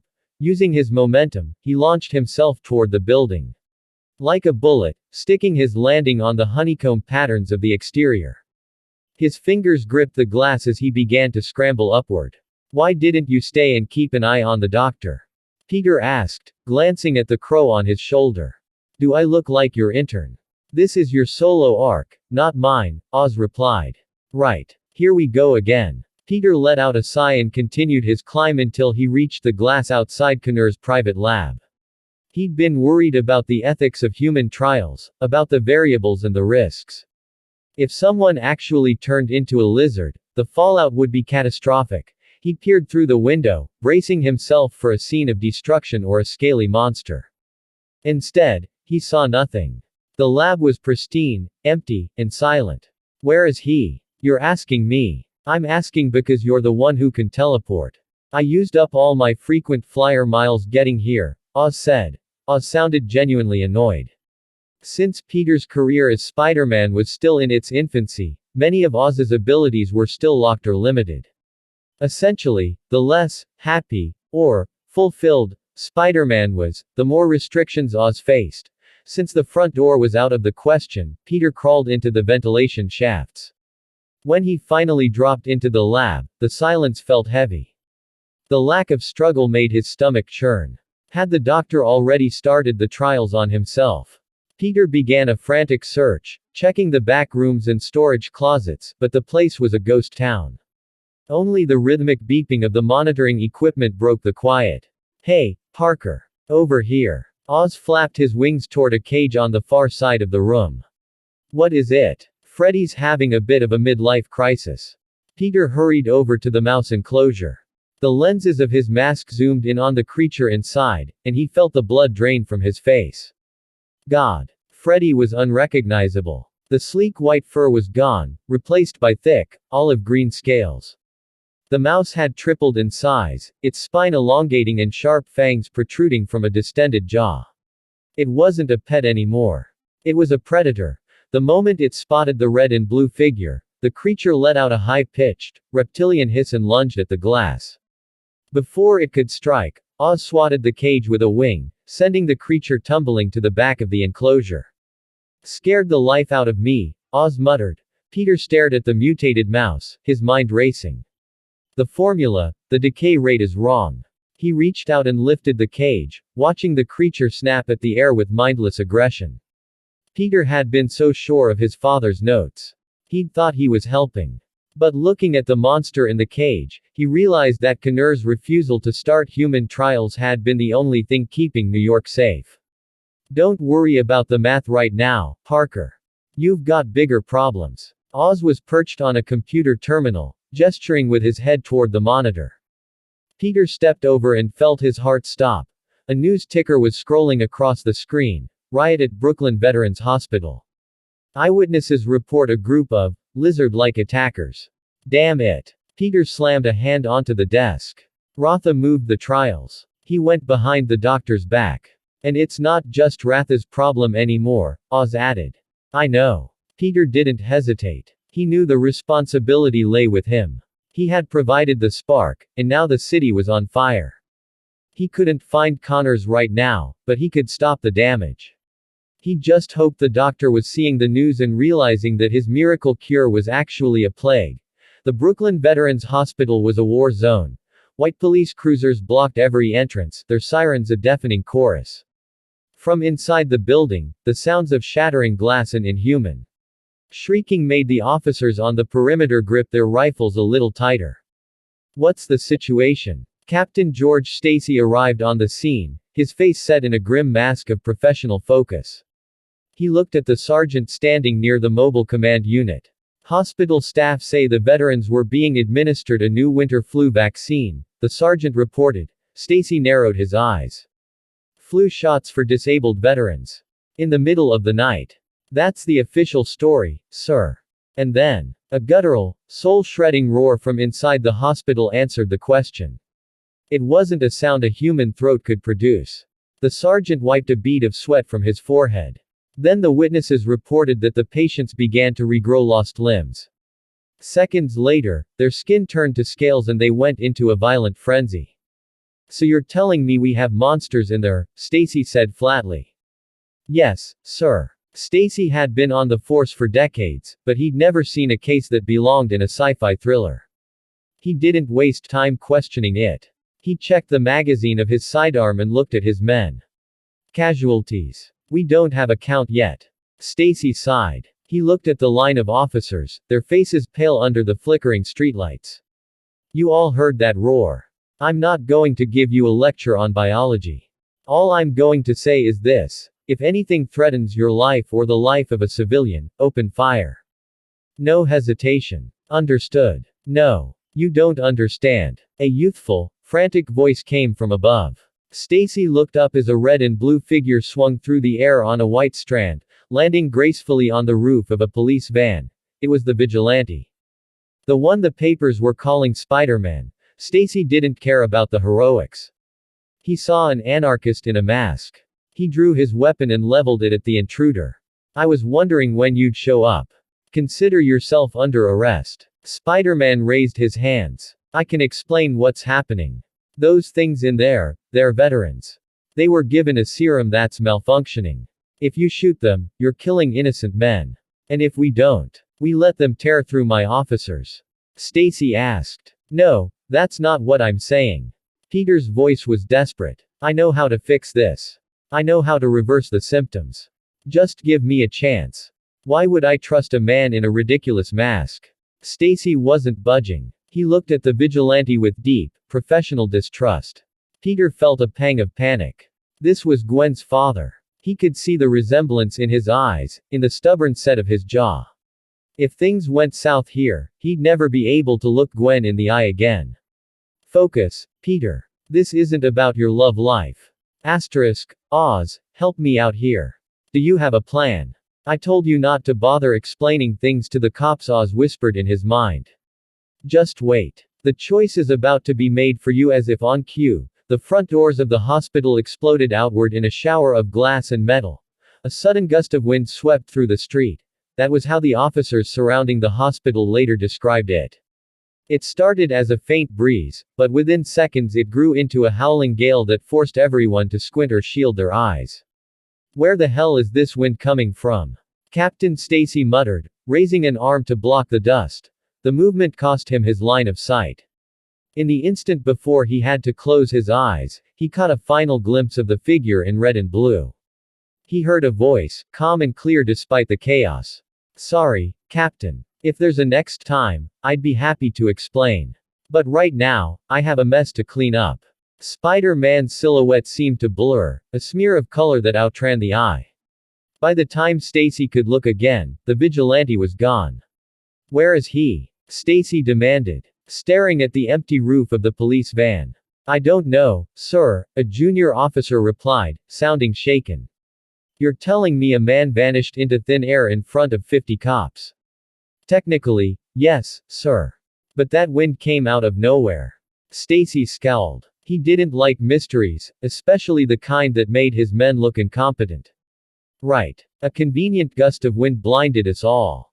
Get a perimeter established. We're going in. A guttural, reptilian roar echoed through the sterile hospital corridor, the kind of sound that made the hair on the back of Sam's neck stand up. Sam didn't look back. He knew what was behind him. Ray, a man he'd called a friend for years, was now a 6-foot-tall nightmare covered in olive green scales. A thick, powerful tail lashed against the walls behind him. Ray, stop. It's me, Sam. Sam sprinted down the hallway, his lungs burning. He made the mistake of glancing over his shoulder. Ray was closing the distance, his yellow, slit-pupilled eyes locked on his prey. Sam's legs gave out, and he tumbled to the floor, sliding across the linoleum.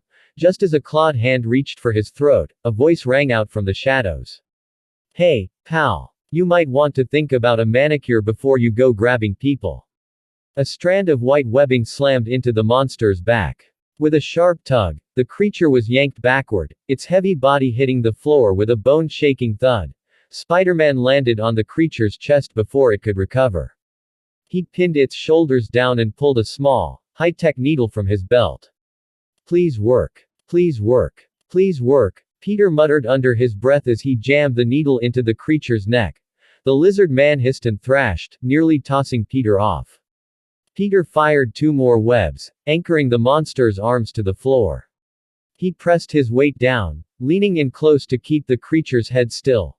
Oz, perched on Peter's shoulder, watched the struggle with a cynical eye. You look like you're trying to win a bet on who can get the most awkward first kiss. It's very, Beauty and the Beast, Parker. The antidote is working, Peter whispered, ignoring him. He watched the scales near the creature's eyes begin to recede, the harsh yellow of its pupils softening. When news of the hospital riot first broke, Peter hadn't rushed straight to the scene. To Oz's surprise, the boy had remained in Connor's lab, working with frantic, focused energy. The moment he saw the mutated mouse, he realized the formula was flawed. He'd spent the last hour synthesizing a reversal agent based on his father's notes. How did you know to do that?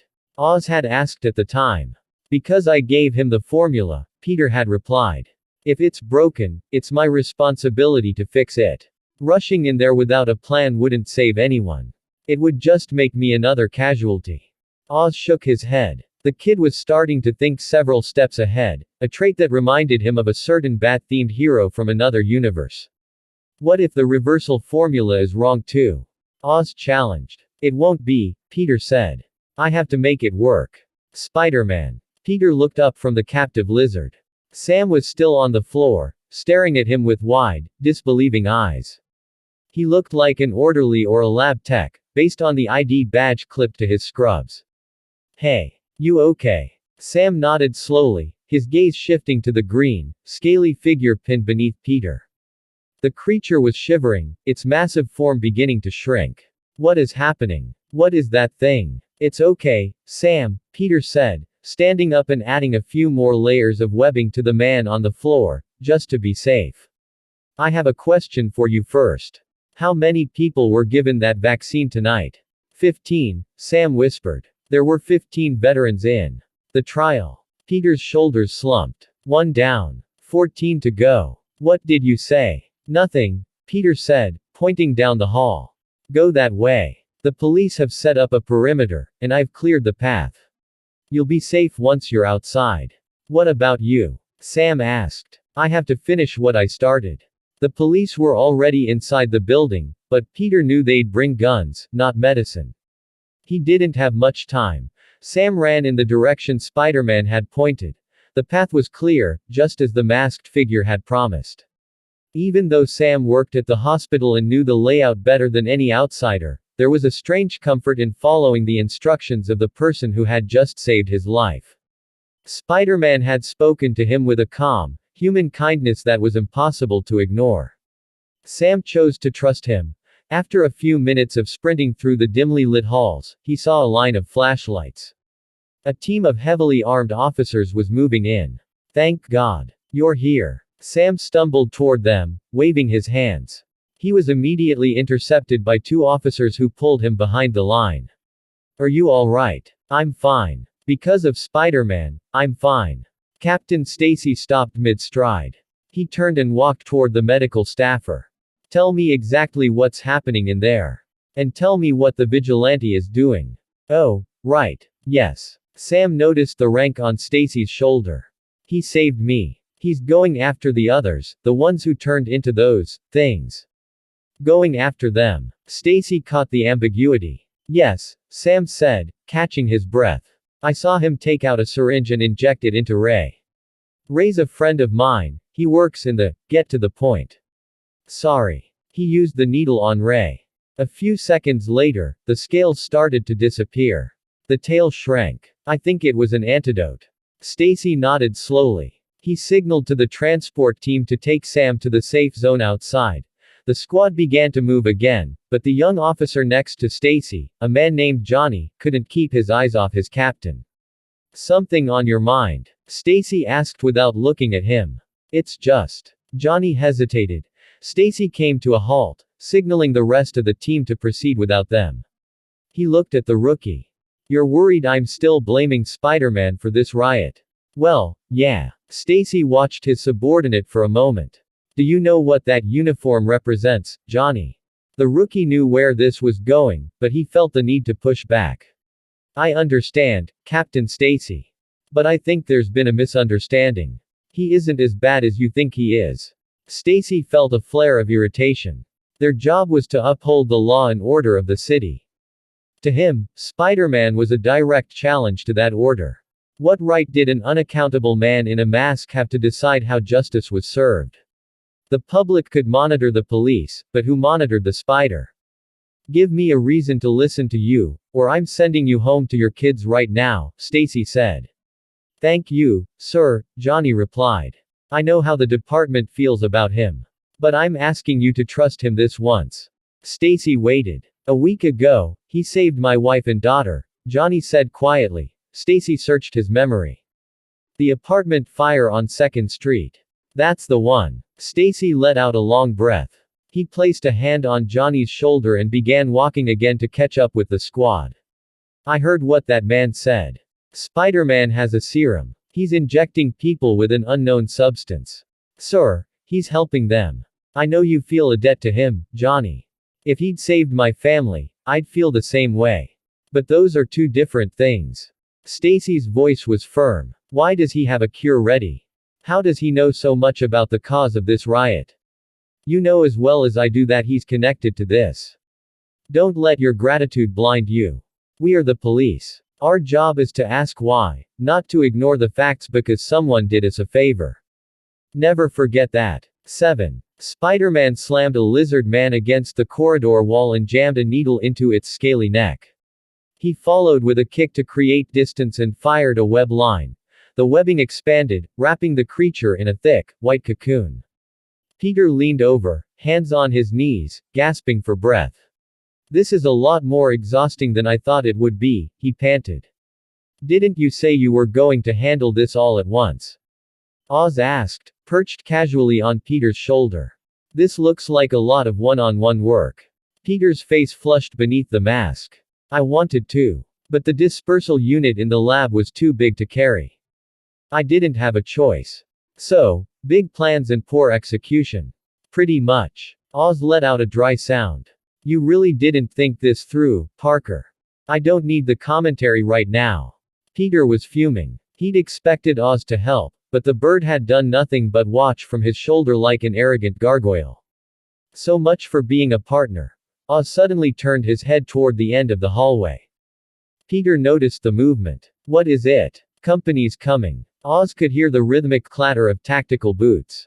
The relationship between masked vigilantes and the police was always a delicate dance. One side thought they were above the rules because they were doing good. The other side thought the rules were the only thing keeping the world from falling apart. Peter wasn't ready to bridge that gap yet. He was still the new kid on the block. You need to move, Oz warned. The cops are almost on top of us. I know, Peter groaned. I'm out here saving lives. Why do they act like I'm the one starting the fires? Oz tilted his head, giving him a strange, mocking look. Let me get this straight. A riot breaks out, and minutes later, you show up with a custom-made antidote for a biological anomaly no one has ever seen before. You expect them to give you a parade instead of a pair of handcuffs.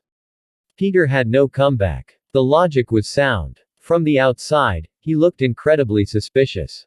I didn't want any of this, Peter muttered. Harry's dad is dying, the cure is a genetic nightmare, the formula failed, and now drive.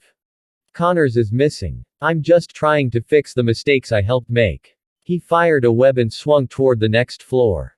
He had to finish this. 11. Peter was slammed into a brick wall by a charging veteran, but he managed to slide the needle into the man's shoulder as they hit. 13 and 14. Peter saw two of them blocking the hallway ahead. He fired a double strand, one from each wrist, and yanked. He brought them together in a violent collision, using the momentum to stick the needles. The plan worked, but he paid for it.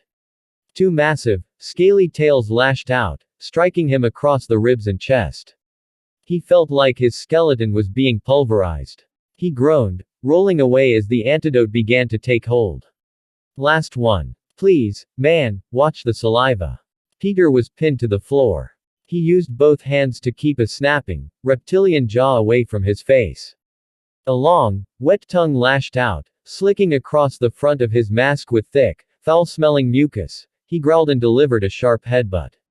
Whether his skull was just that thick or the lizard was already weakened by the fight, the creature staggered back, dazed. Peter didn't miss the opening. He jammed the final needle home. I just washed this suit, Peter groaned, lying flat on the floor. That's going to take forever to get out. He was drained. This was the hardest he had ever pushed his new body. Get up. They're here, Oz said. Peter rolled over and forced himself to stand. He looked down the hallway at the row of white cocoons. Beneath the webbing, he could see the shapes of men beginning to return to their human forms. He started to laugh, a small, tired sound muffled by the spandex. What's so funny? You have 10 seconds before they round the corner. I know. 5 is plenty. Peter fired a web at an open ceiling vent. The mechanism hissed, a clean, sharp sound in the quiet hallway. He felt the tension of the line pull him upward, away from the floor and into the shadows. He was bruised, bleeding, and exhausted. But it was worth it. The news broadcast was live and unforgiving. At approximately 10 o'clock this morning, an incident occurred at the Brooklyn Veterans Hospital. Reports circulating of monsters or biological anomalies are purely speculative. According to the preliminary police investigation, the victims were exposed to a potent hallucinogenic agent that induced collective delusions. However, we can confirm the presence of a person of interest at the scene. This individual appeared prepared for the event, and we have reason to believe he may be the primary suspect behind the incident. This is why I am officially filing for an arrest warrant today for the masked vigilante known as Spider-Man. On campus, Peter watched the video until the end before switching off his screen. He rubbed his face, letting out a long, weary sigh. Oz was hanging upside down from a tree branch next to him, imitating a bat. He watched the boy with a mix of amusement and pity. Peter was a strange case. He was responsible enough to ditch class the moment he heard about the hospital riot, yet reckless enough to return to school immediately after, only to realize he'd missed his final period anyway. He'd effectively spent his first day as a hero as a truant, only to find a warrant out for his arrest. Bad luck, Peter muttered, his head in his hands. I should have stayed out of sight. Look on the bright side, Oz said, his voice echoing in Peter's mind. If you hadn't shown up, they'd probably assume you caused it based on the webbing alone. At least this way, you're a person of interest instead of a confirmed domestic terrorist. What's the difference? They still want to throw me in jail. One involves a trial, the other involves a SWAT team. A substantial difference. Peter ignored the sarcasm. After leaving the hospital, he'd swung by Oscorp again, but there was still no sign of Dr. Connors. The silence was louder than any alarm. Connors is missing, and the police are hunting me, Peter whispered. What am I supposed to do now, Oz? Go to the docks and get some fries. I'm serious. Serious about what? Peter jumped, nearly falling off the bench. Gwen was standing behind him, watching him with an arched eyebrow. Gwen. Hey. Nothing. I was just thinking. Out loud. A lot of thoughts today, Peter stammered. Gwen glanced at the branch where Oz had been hanging, but the bird was gone. Are you talking to that crow again? Peter opened his mouth to lie, but the words died in his throat. Gwen stepped closer, her eyes narrowed. Don't try to play it off. That thing nearly gave me a heart attack the last time I saw it. I know it's not a normal bird. He's a partner. Sort of. Gwen's eyes widened. What are you, some kind of bird whisperer? No. I'm human. I promise. I'm kidding, Peter. She gave him a small, playful smile. She didn't push him. She knew he was carrying weight she couldn't see yet. So, did you catch the news? About Spider-Man? Peter asked cautiously. Yeah. My dad is furious. He thinks the guy is a menace. She paused, studying Peter's face. You look exhausted. And is that a bruise? She reached out, her thumb brushing the dark purple mark at the corner of his eye. Peter flinched instinctively. Skateboarding accident, he lied. It was actually the result of a lizard's tail hitting him like a sledgehammer. Gwen sighed. She knew he was hiding things, but she wasn't ready to force the issue. Not yet. She looked at the empty space on the branch where Oz had reapplied himself. Is he still there? She asked. I'm right here, Gravity Girl, Oz croaked. Gwen rolled her eyes at the sound, though she still couldn't see him.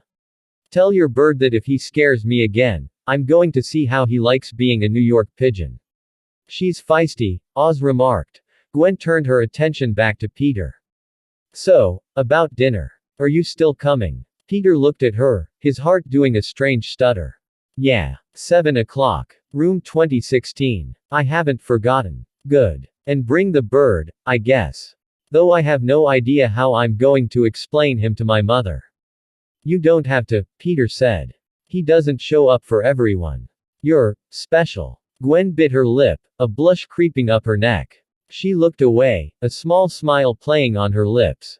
I'll see you at 7, Peter. Don't be late. She turned and walked away, her ponytail swinging as she disappeared into the crowd of students.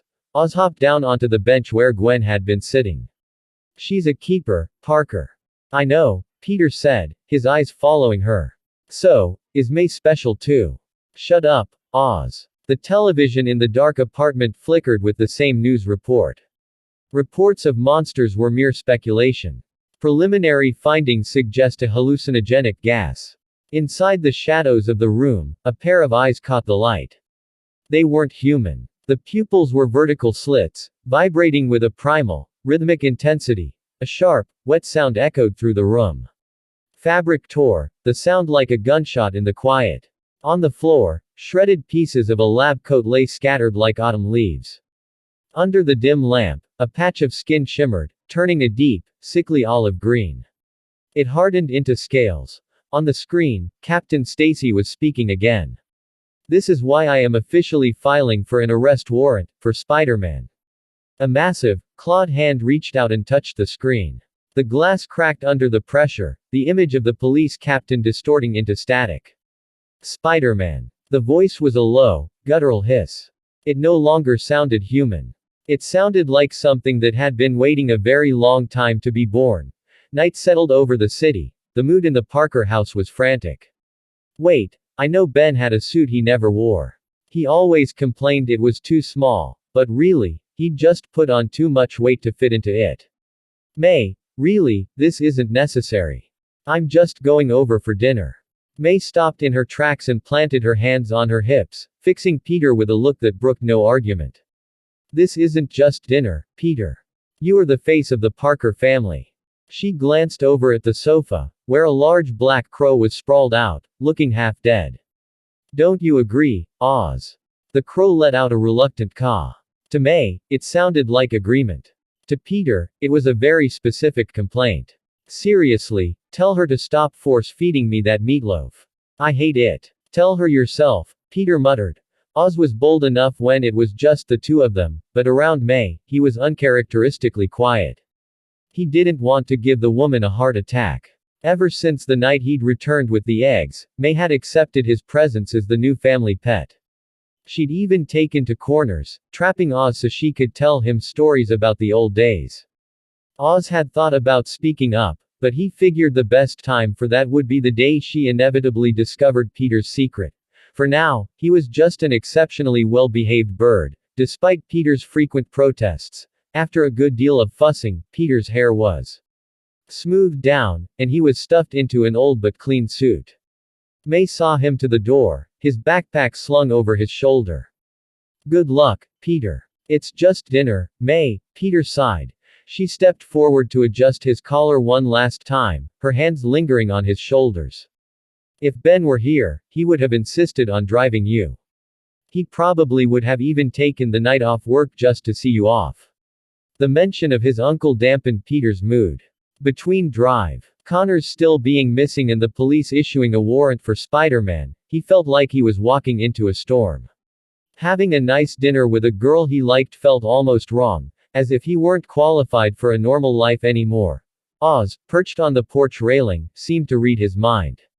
Balance, Parker. You're Spider-Man, but you're also Peter. You brought the suit in your bag. If things go sideways, you can change in seconds. Peter nodded, said his goodbyes to May, and started the walk toward the Stacy residence. Peter pressed the doorbell and waited. A few seconds later, the door opened. He'd expected Gwen, but the man standing there was both surprising and entirely predictable. Oh. Hi, Captain Stacy. The encounter was awkward. Peter had seen the man before, but this was the first time they'd met as Peter Parker. George Stacy was still in his uniform, likely having just finished a shift. He looked at the boy and offered a hand. You must be Peter. Gwen talks about you quite a bit. Peter shook his hand firmly. It's an honor to meet you, sir. A small, weary smile touched George's face. Let's not be so formal. At home, I'm just a father. He turned and called into the house. Sweetheart. Your guest is here. Dad. Gwen appeared almost instantly, dressed casually but looking radiant. The moment she saw Peter, she grabbed his arm and began pulling him toward her room. We need a few minutes. George held up his hands, saying nothing as he watched them disappear. Once the door clicked shut, he muttered to himself. I haven't even had a chance to say hello and she's already locking him away. In Gwen's room, she released Peter's arm and immediately began scanning the air around him.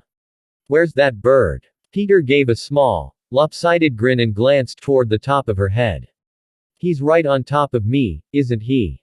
Gwen followed his gaze and reached out with surprising accuracy. She caught a handful of feathers. I'm harvesting your misfortune, girl. Show some respect. Oz squawked as Gwen caught him by the scruff of the neck. Why can't you just land like a normal bird? She asked, though she let him go immediately. I'm not trying to get shot by your father because he thinks I'm a suspicious shadow, Oz grumbled. Ignore him, Peter said, swinging his backpack around to the front. He reached inside and pulled out a small, carefully wrapped bouquet of flowers. My aunt grew these herself. They're for you. Gwen took them, her expression softening as she breathed in the scent. That's so sweet, Peter. The moment didn't last. A knock at the door interrupted them. Dinner's ready, kids. George opened the door without waiting for an answer, his eyes immediately darting to the bed. He was clearly looking for a reason to be a suspicious father, but the scene was perfectly innocent. Come on out, George said, eyeing Peter's suit. Dinner is on the table. I hope you like lemon sea bass. I love it, Peter said, offering a polite smile. Gwen caught Oz's eye as the bird hopped onto Peter's head. Her father didn't seem to notice the bird at all. His focus was entirely on Peter. It reminded her of what Peter had said earlier. She was the only one who could see him. A small, secret thrill ran through her at the thought, and she took Peter's arm. Let's go eat. George's jaw tightened. At the sight. The dinner table was quiet, save for the clink of silverware. The atmosphere was thick with an awkward tension that only Gwen seemed to fully grasp. You're eating that wrong. Move over, let me show you how it's done. Too much salt, not enough soul. Shut up. I know how to eat. The bickering between Oz and Peter rang in Gwen's ears. She glanced at her parents, but they were calmly eating their fish, completely oblivious to the voices. Oz really was special. Trying to break the silence, Mrs. Stacy spoke up. So, Peter, what do your parents do? The awkwardness vanished, replaced by a sudden chill. I'm curious too, George added. Peter gripped his fork a little tighter. My parents passed away in an accident when I was 3. I live with my aunt and uncle. The Stacys looked like they wanted the floor to swallow them whole. And what do your aunt and uncle do? Mrs. Stacy asked, trying to recover. Peter didn't answer. Gwen jumped in before he had to. Mom, Dad, I already told you about this. The parents looked at their daughter, then at the boy's downcast eyes, and felt like they should probably just move out of the house in shame. Oz let out a loud, cackling laugh that was cut short by Gwen's fist hitting the table. George cleared his throat, his tone apologetic. I'm sorry, Peter. We didn't mean to bring up something so painful. It's okay, Peter said quietly.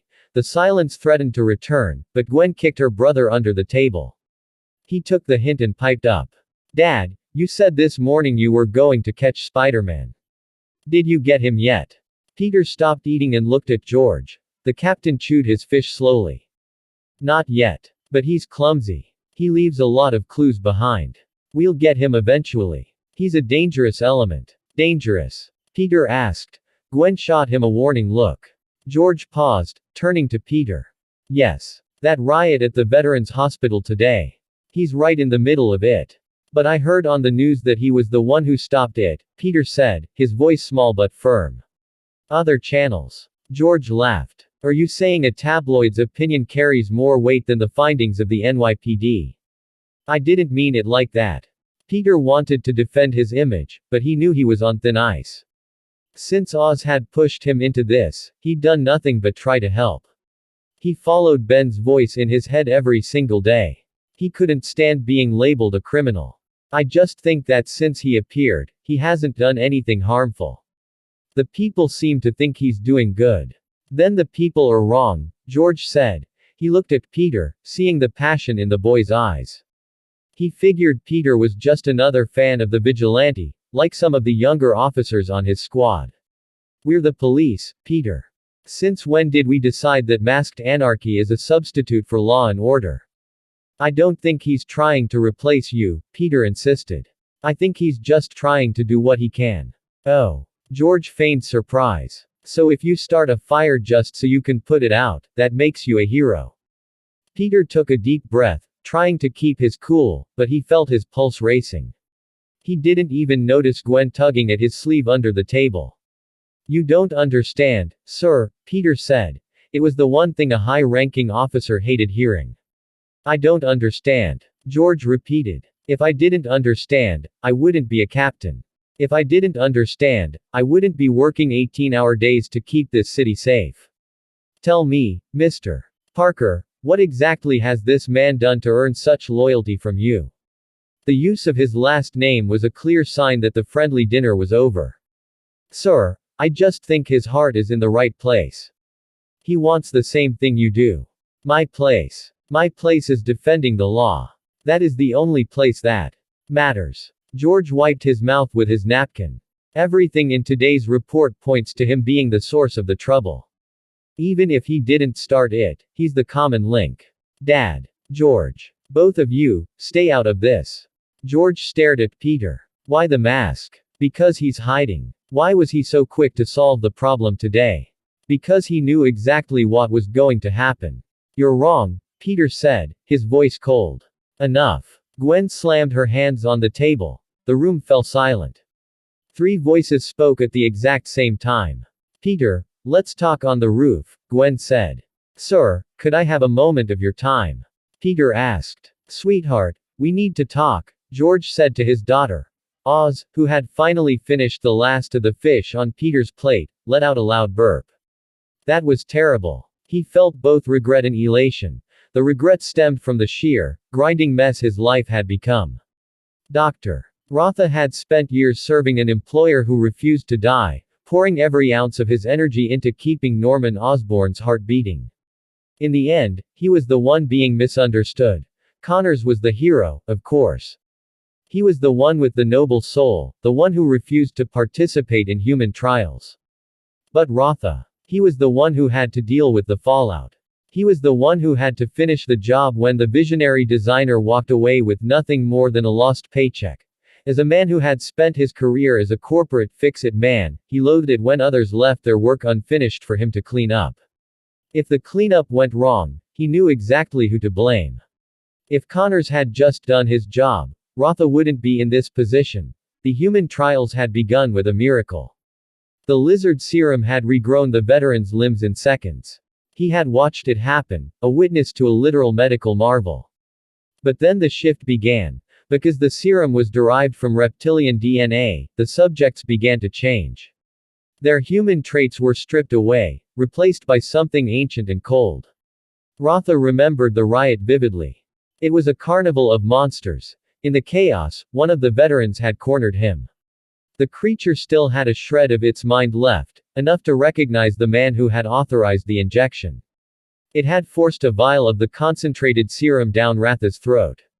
"You lied to us," it had hissed. "But you won't escape it either." From a scientific perspective, an injection was always superior. It allowed the body to absorb the catalyst through the bloodstream. Oral ingestion was messy and inefficient. But as the boiling liquid slid down his throat and settled in his gut, Rotha realized the science didn't matter. His cells were already on fire, blooming like weeds in a furnace. The transformation was agony. That was the source of his regret. But there was also the elation. The serum felt like a drug, though he'd never touched the stuff in his life. If he had, he knew this would be 1,000 times more addictive. Subject. Drive. Rotha Irfan. Body temperature. 89.7 degrees Fahrenheit. Stable for the last 12 hours. Blood analysis shows a complete merger of human and reptilian genetic markers. Coagulation speed has increased by 400%. Muscle response, strength, and agility have all surpassed human limits. The body's hunger for the serum is still rising. This isn't a cure for a disease. It is the dawn of a new species. A sickly green light flickered in Rotha's pupils. He leaned closer to the camera on his desk. "I need more of the serum." He picked up a fresh vial and jammed the needle into his neck. He barely felt the sting. Instead, a wave of pure, soaring euphoria crashed over him. As he gasped for air, the television in his office hummed with the news report he'd left running. Preliminary findings suggest a hallucinogenic gas. However, we can confirm a primary suspect. We have reason to believe the masked vigilante known as Spider-Man is the individual behind the incident. Rotha, or what was left of him, walked toward the screen. His fingers were long and clawed now, the nails sharp enough to score the glass. He traced the image of the masked boy. "Spider-Man," he hissed. "An inferior genetic product. All right, Mr. Parker. It's clear you have more to say, but given that Gwen seems to have her own agenda, I think you should talk to her first. Once you're done with her, you can talk to me. And when I'm done with you, Gwen and I will have a very serious conversation about the sustainability of your developing relationship."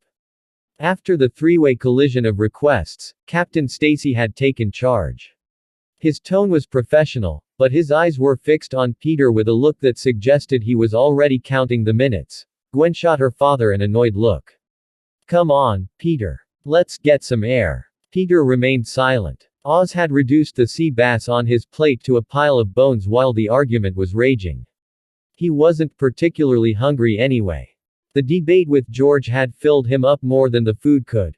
He nodded to Gwen and then turned to George, his manners kicking in despite the tension. "I'm sorry, sir. I didn't mean to be disrespectful." George took a sip of his water. "It's fine. Just try not to kiss my daughter while you're out there. Dad." Peter forced a stiff, awkward smile and followed Gwen out of the room. They stood on the roof of the apartment building. Gwen walked to the railing and took a long, deep breath of the cool night air. "That was incredibly awkward," she said, her back to him. Peter moved to her side, his footsteps slow. "At least he didn't arrest me on the spot. He wouldn't dare. I wouldn't let him." Gwen turned to him, her expression serious. Peter smiled. "I'm sorry about the argument. I didn't mean for it to go that far."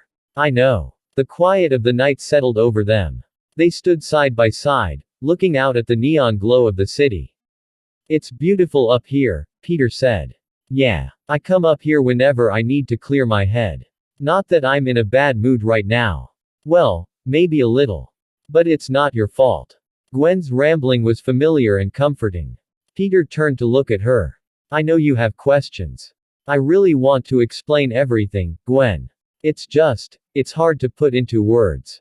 It's okay, Gwen said softly. We have time. Peter looked at her face, the moonlight catching the lines of her jaw and the brightness of her eyes. Suddenly, the skyline didn't seem quite so impressive. There were better things to look at. Gwen. She waited for him to continue, her eyes locked on his. Peter felt a surge of nervous energy. His brain was a mess of conflicting ideas, but they all narrowed down to a single impulse. Just do it, Parker. Peter licked his lips. Gwen noticed the movement. Her fingers tightened on the railing, but she didn't look away. They were drawn together like magnets. The gap between them closed until their foreheads were almost touching. Just as the world seemed to fall away, a voice cut through the silence. You two are taking forever. The moment's gone, Parker. Wrap it up. The red-eyed crow appeared between their faces, his wings pressing against both their foreheads to keep them apart. They jumped back, the romantic tension shattering instantly. Damn it. Why do you always do that? Gwen snapped, her face flushed with anger. Do you really want to know? Oz asked. No. Not at all. Too bad, because I'm going to tell you anyway. I'm doing it because I'm the Crow Man. Gwen stared at him. You are easily the weirdest bird I have ever met. Hee hee. Peter knew Oz wouldn't interrupt like this unless something was wrong. What is it? Oz looked at him, his tone shifting. I have good news and bad news. Which one do you want first? Gwen stepped in before Peter could answer. The bad news. Get it over with. Oz glanced at her. The lady of the house has spoken.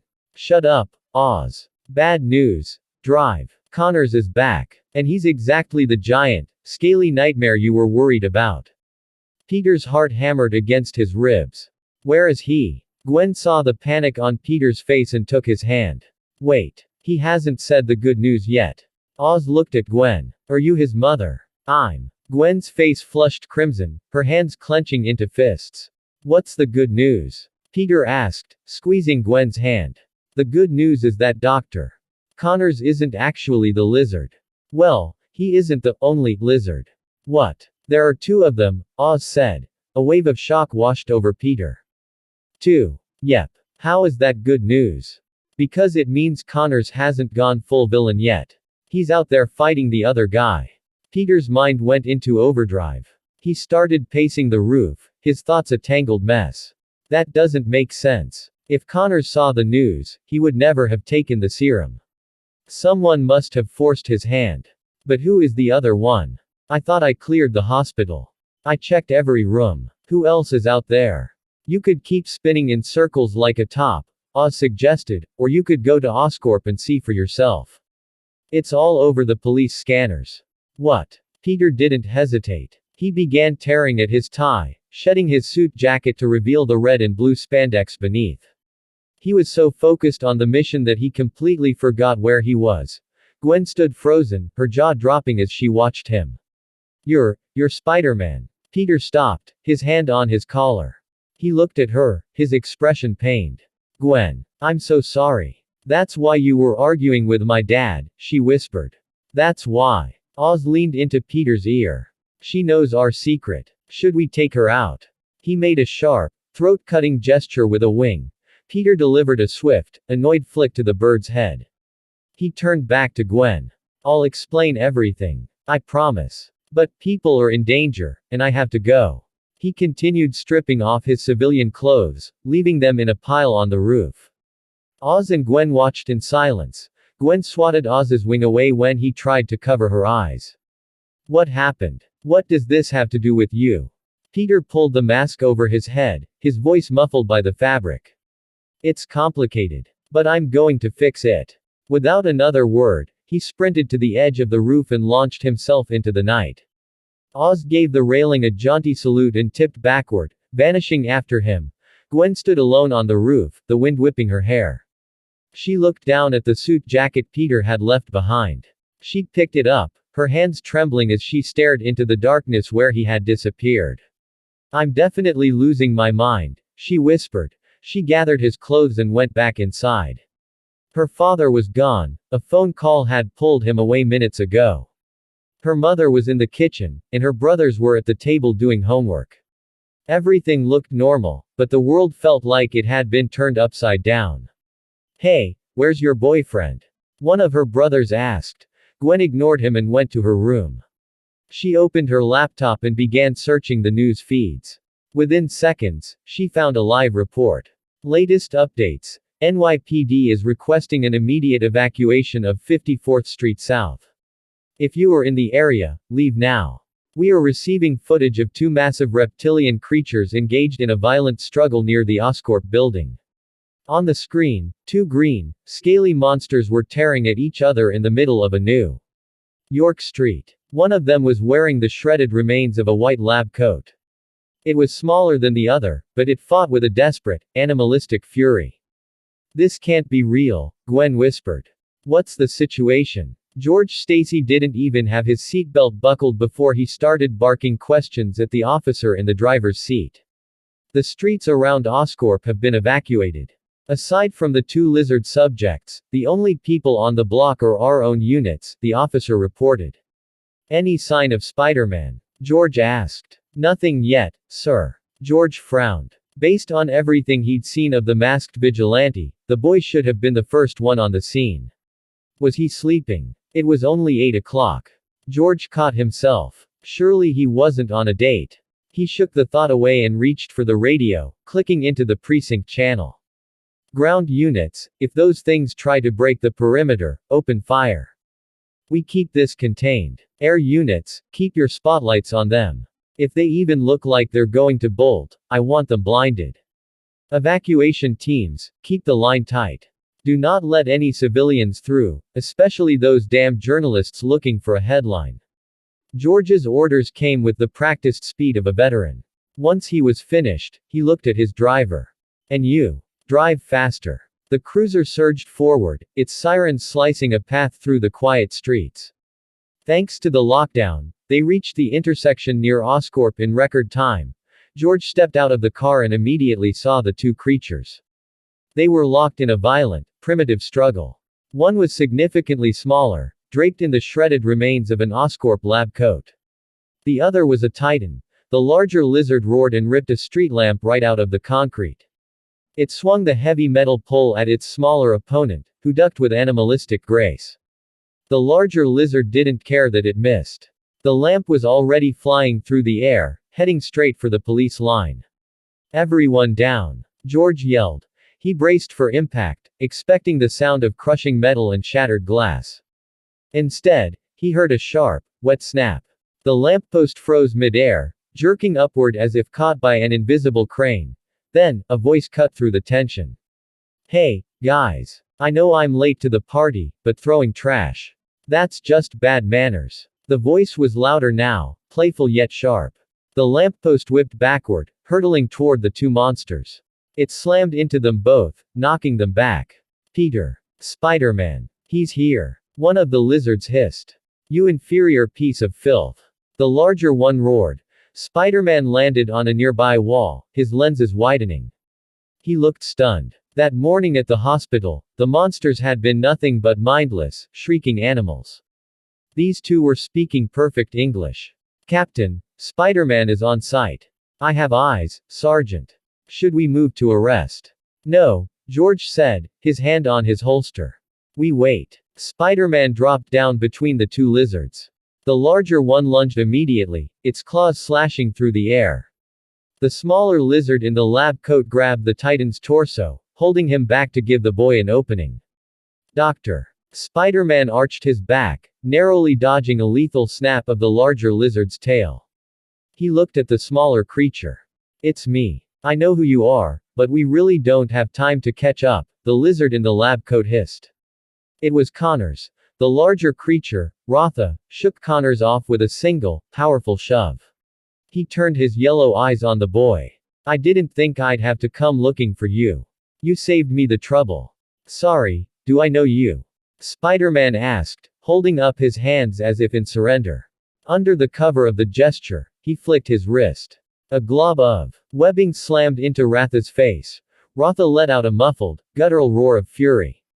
He clawed at the webbing, ripping it away only to be met with a double-footed kick to the chest. The blow sent him staggering, but the sheer difference in mass made the attack look desperate. Ratha bared his teeth, a sickly grin spreading across his snout. You really are a low-grade genetic accident.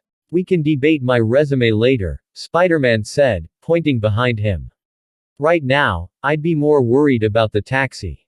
The what? Ratha turned. Doctor. Connors had hoisted a yellow cab over his head. He brought it down with a thunderous crash. The car crumpled over Ratha, pinning him to the asphalt. Spider-Man didn't waste the opening. He turned to Connors. Doctor, what's happening? Who is that? And how did you know? Stop, Connors interrupted. He was remarkably composed for a man made of scales. I want to explain, Peter, I really do. But I need your help first. Anything. We have to reach the lab before he does. Connors turned and began a dead sprint toward the Oscorp entrance. Spider-Man's senses flared as Ratha began tossing the taxi aside. He didn't hesitate. He leapt, catching a ride on Connor's back. Peter, this is incredibly rude, but given the circumstances, I'll allow it, Connors grunted. Sorry, Doc. Not a lot of places to swing from right here. I'm running low on fluid anyway. Spider-Man glanced back. Ratha had emerged from the wreckage and was closing the distance fast. Step on it, Doctor. He's gaining. Hold on. Connors dropped to all fours, his speed instantly doubling. As they reached the base of the tower, he glanced back at his passenger. Ever heard of the chain link climb? What? Whoa. Before Peter could answer, Connor's tail wrapped around his waist. The doctor spun and launched him upward with a massive heave. Webbing. Got it. Peter slammed into the side of the building, his fingers sticking to the glass. He immediately fired a line back down at Connors and yanked. The tension lifted the doctor off the ground, sending him flying past Peter toward a higher ledge. They began to leapfrog up the side of the skyscraper, a rhythmic cycle of throwing and pulling that defied gravity. Ratha reached the base of the tower and looked up, letting out a roar that echoed through the canyons of Manhattan.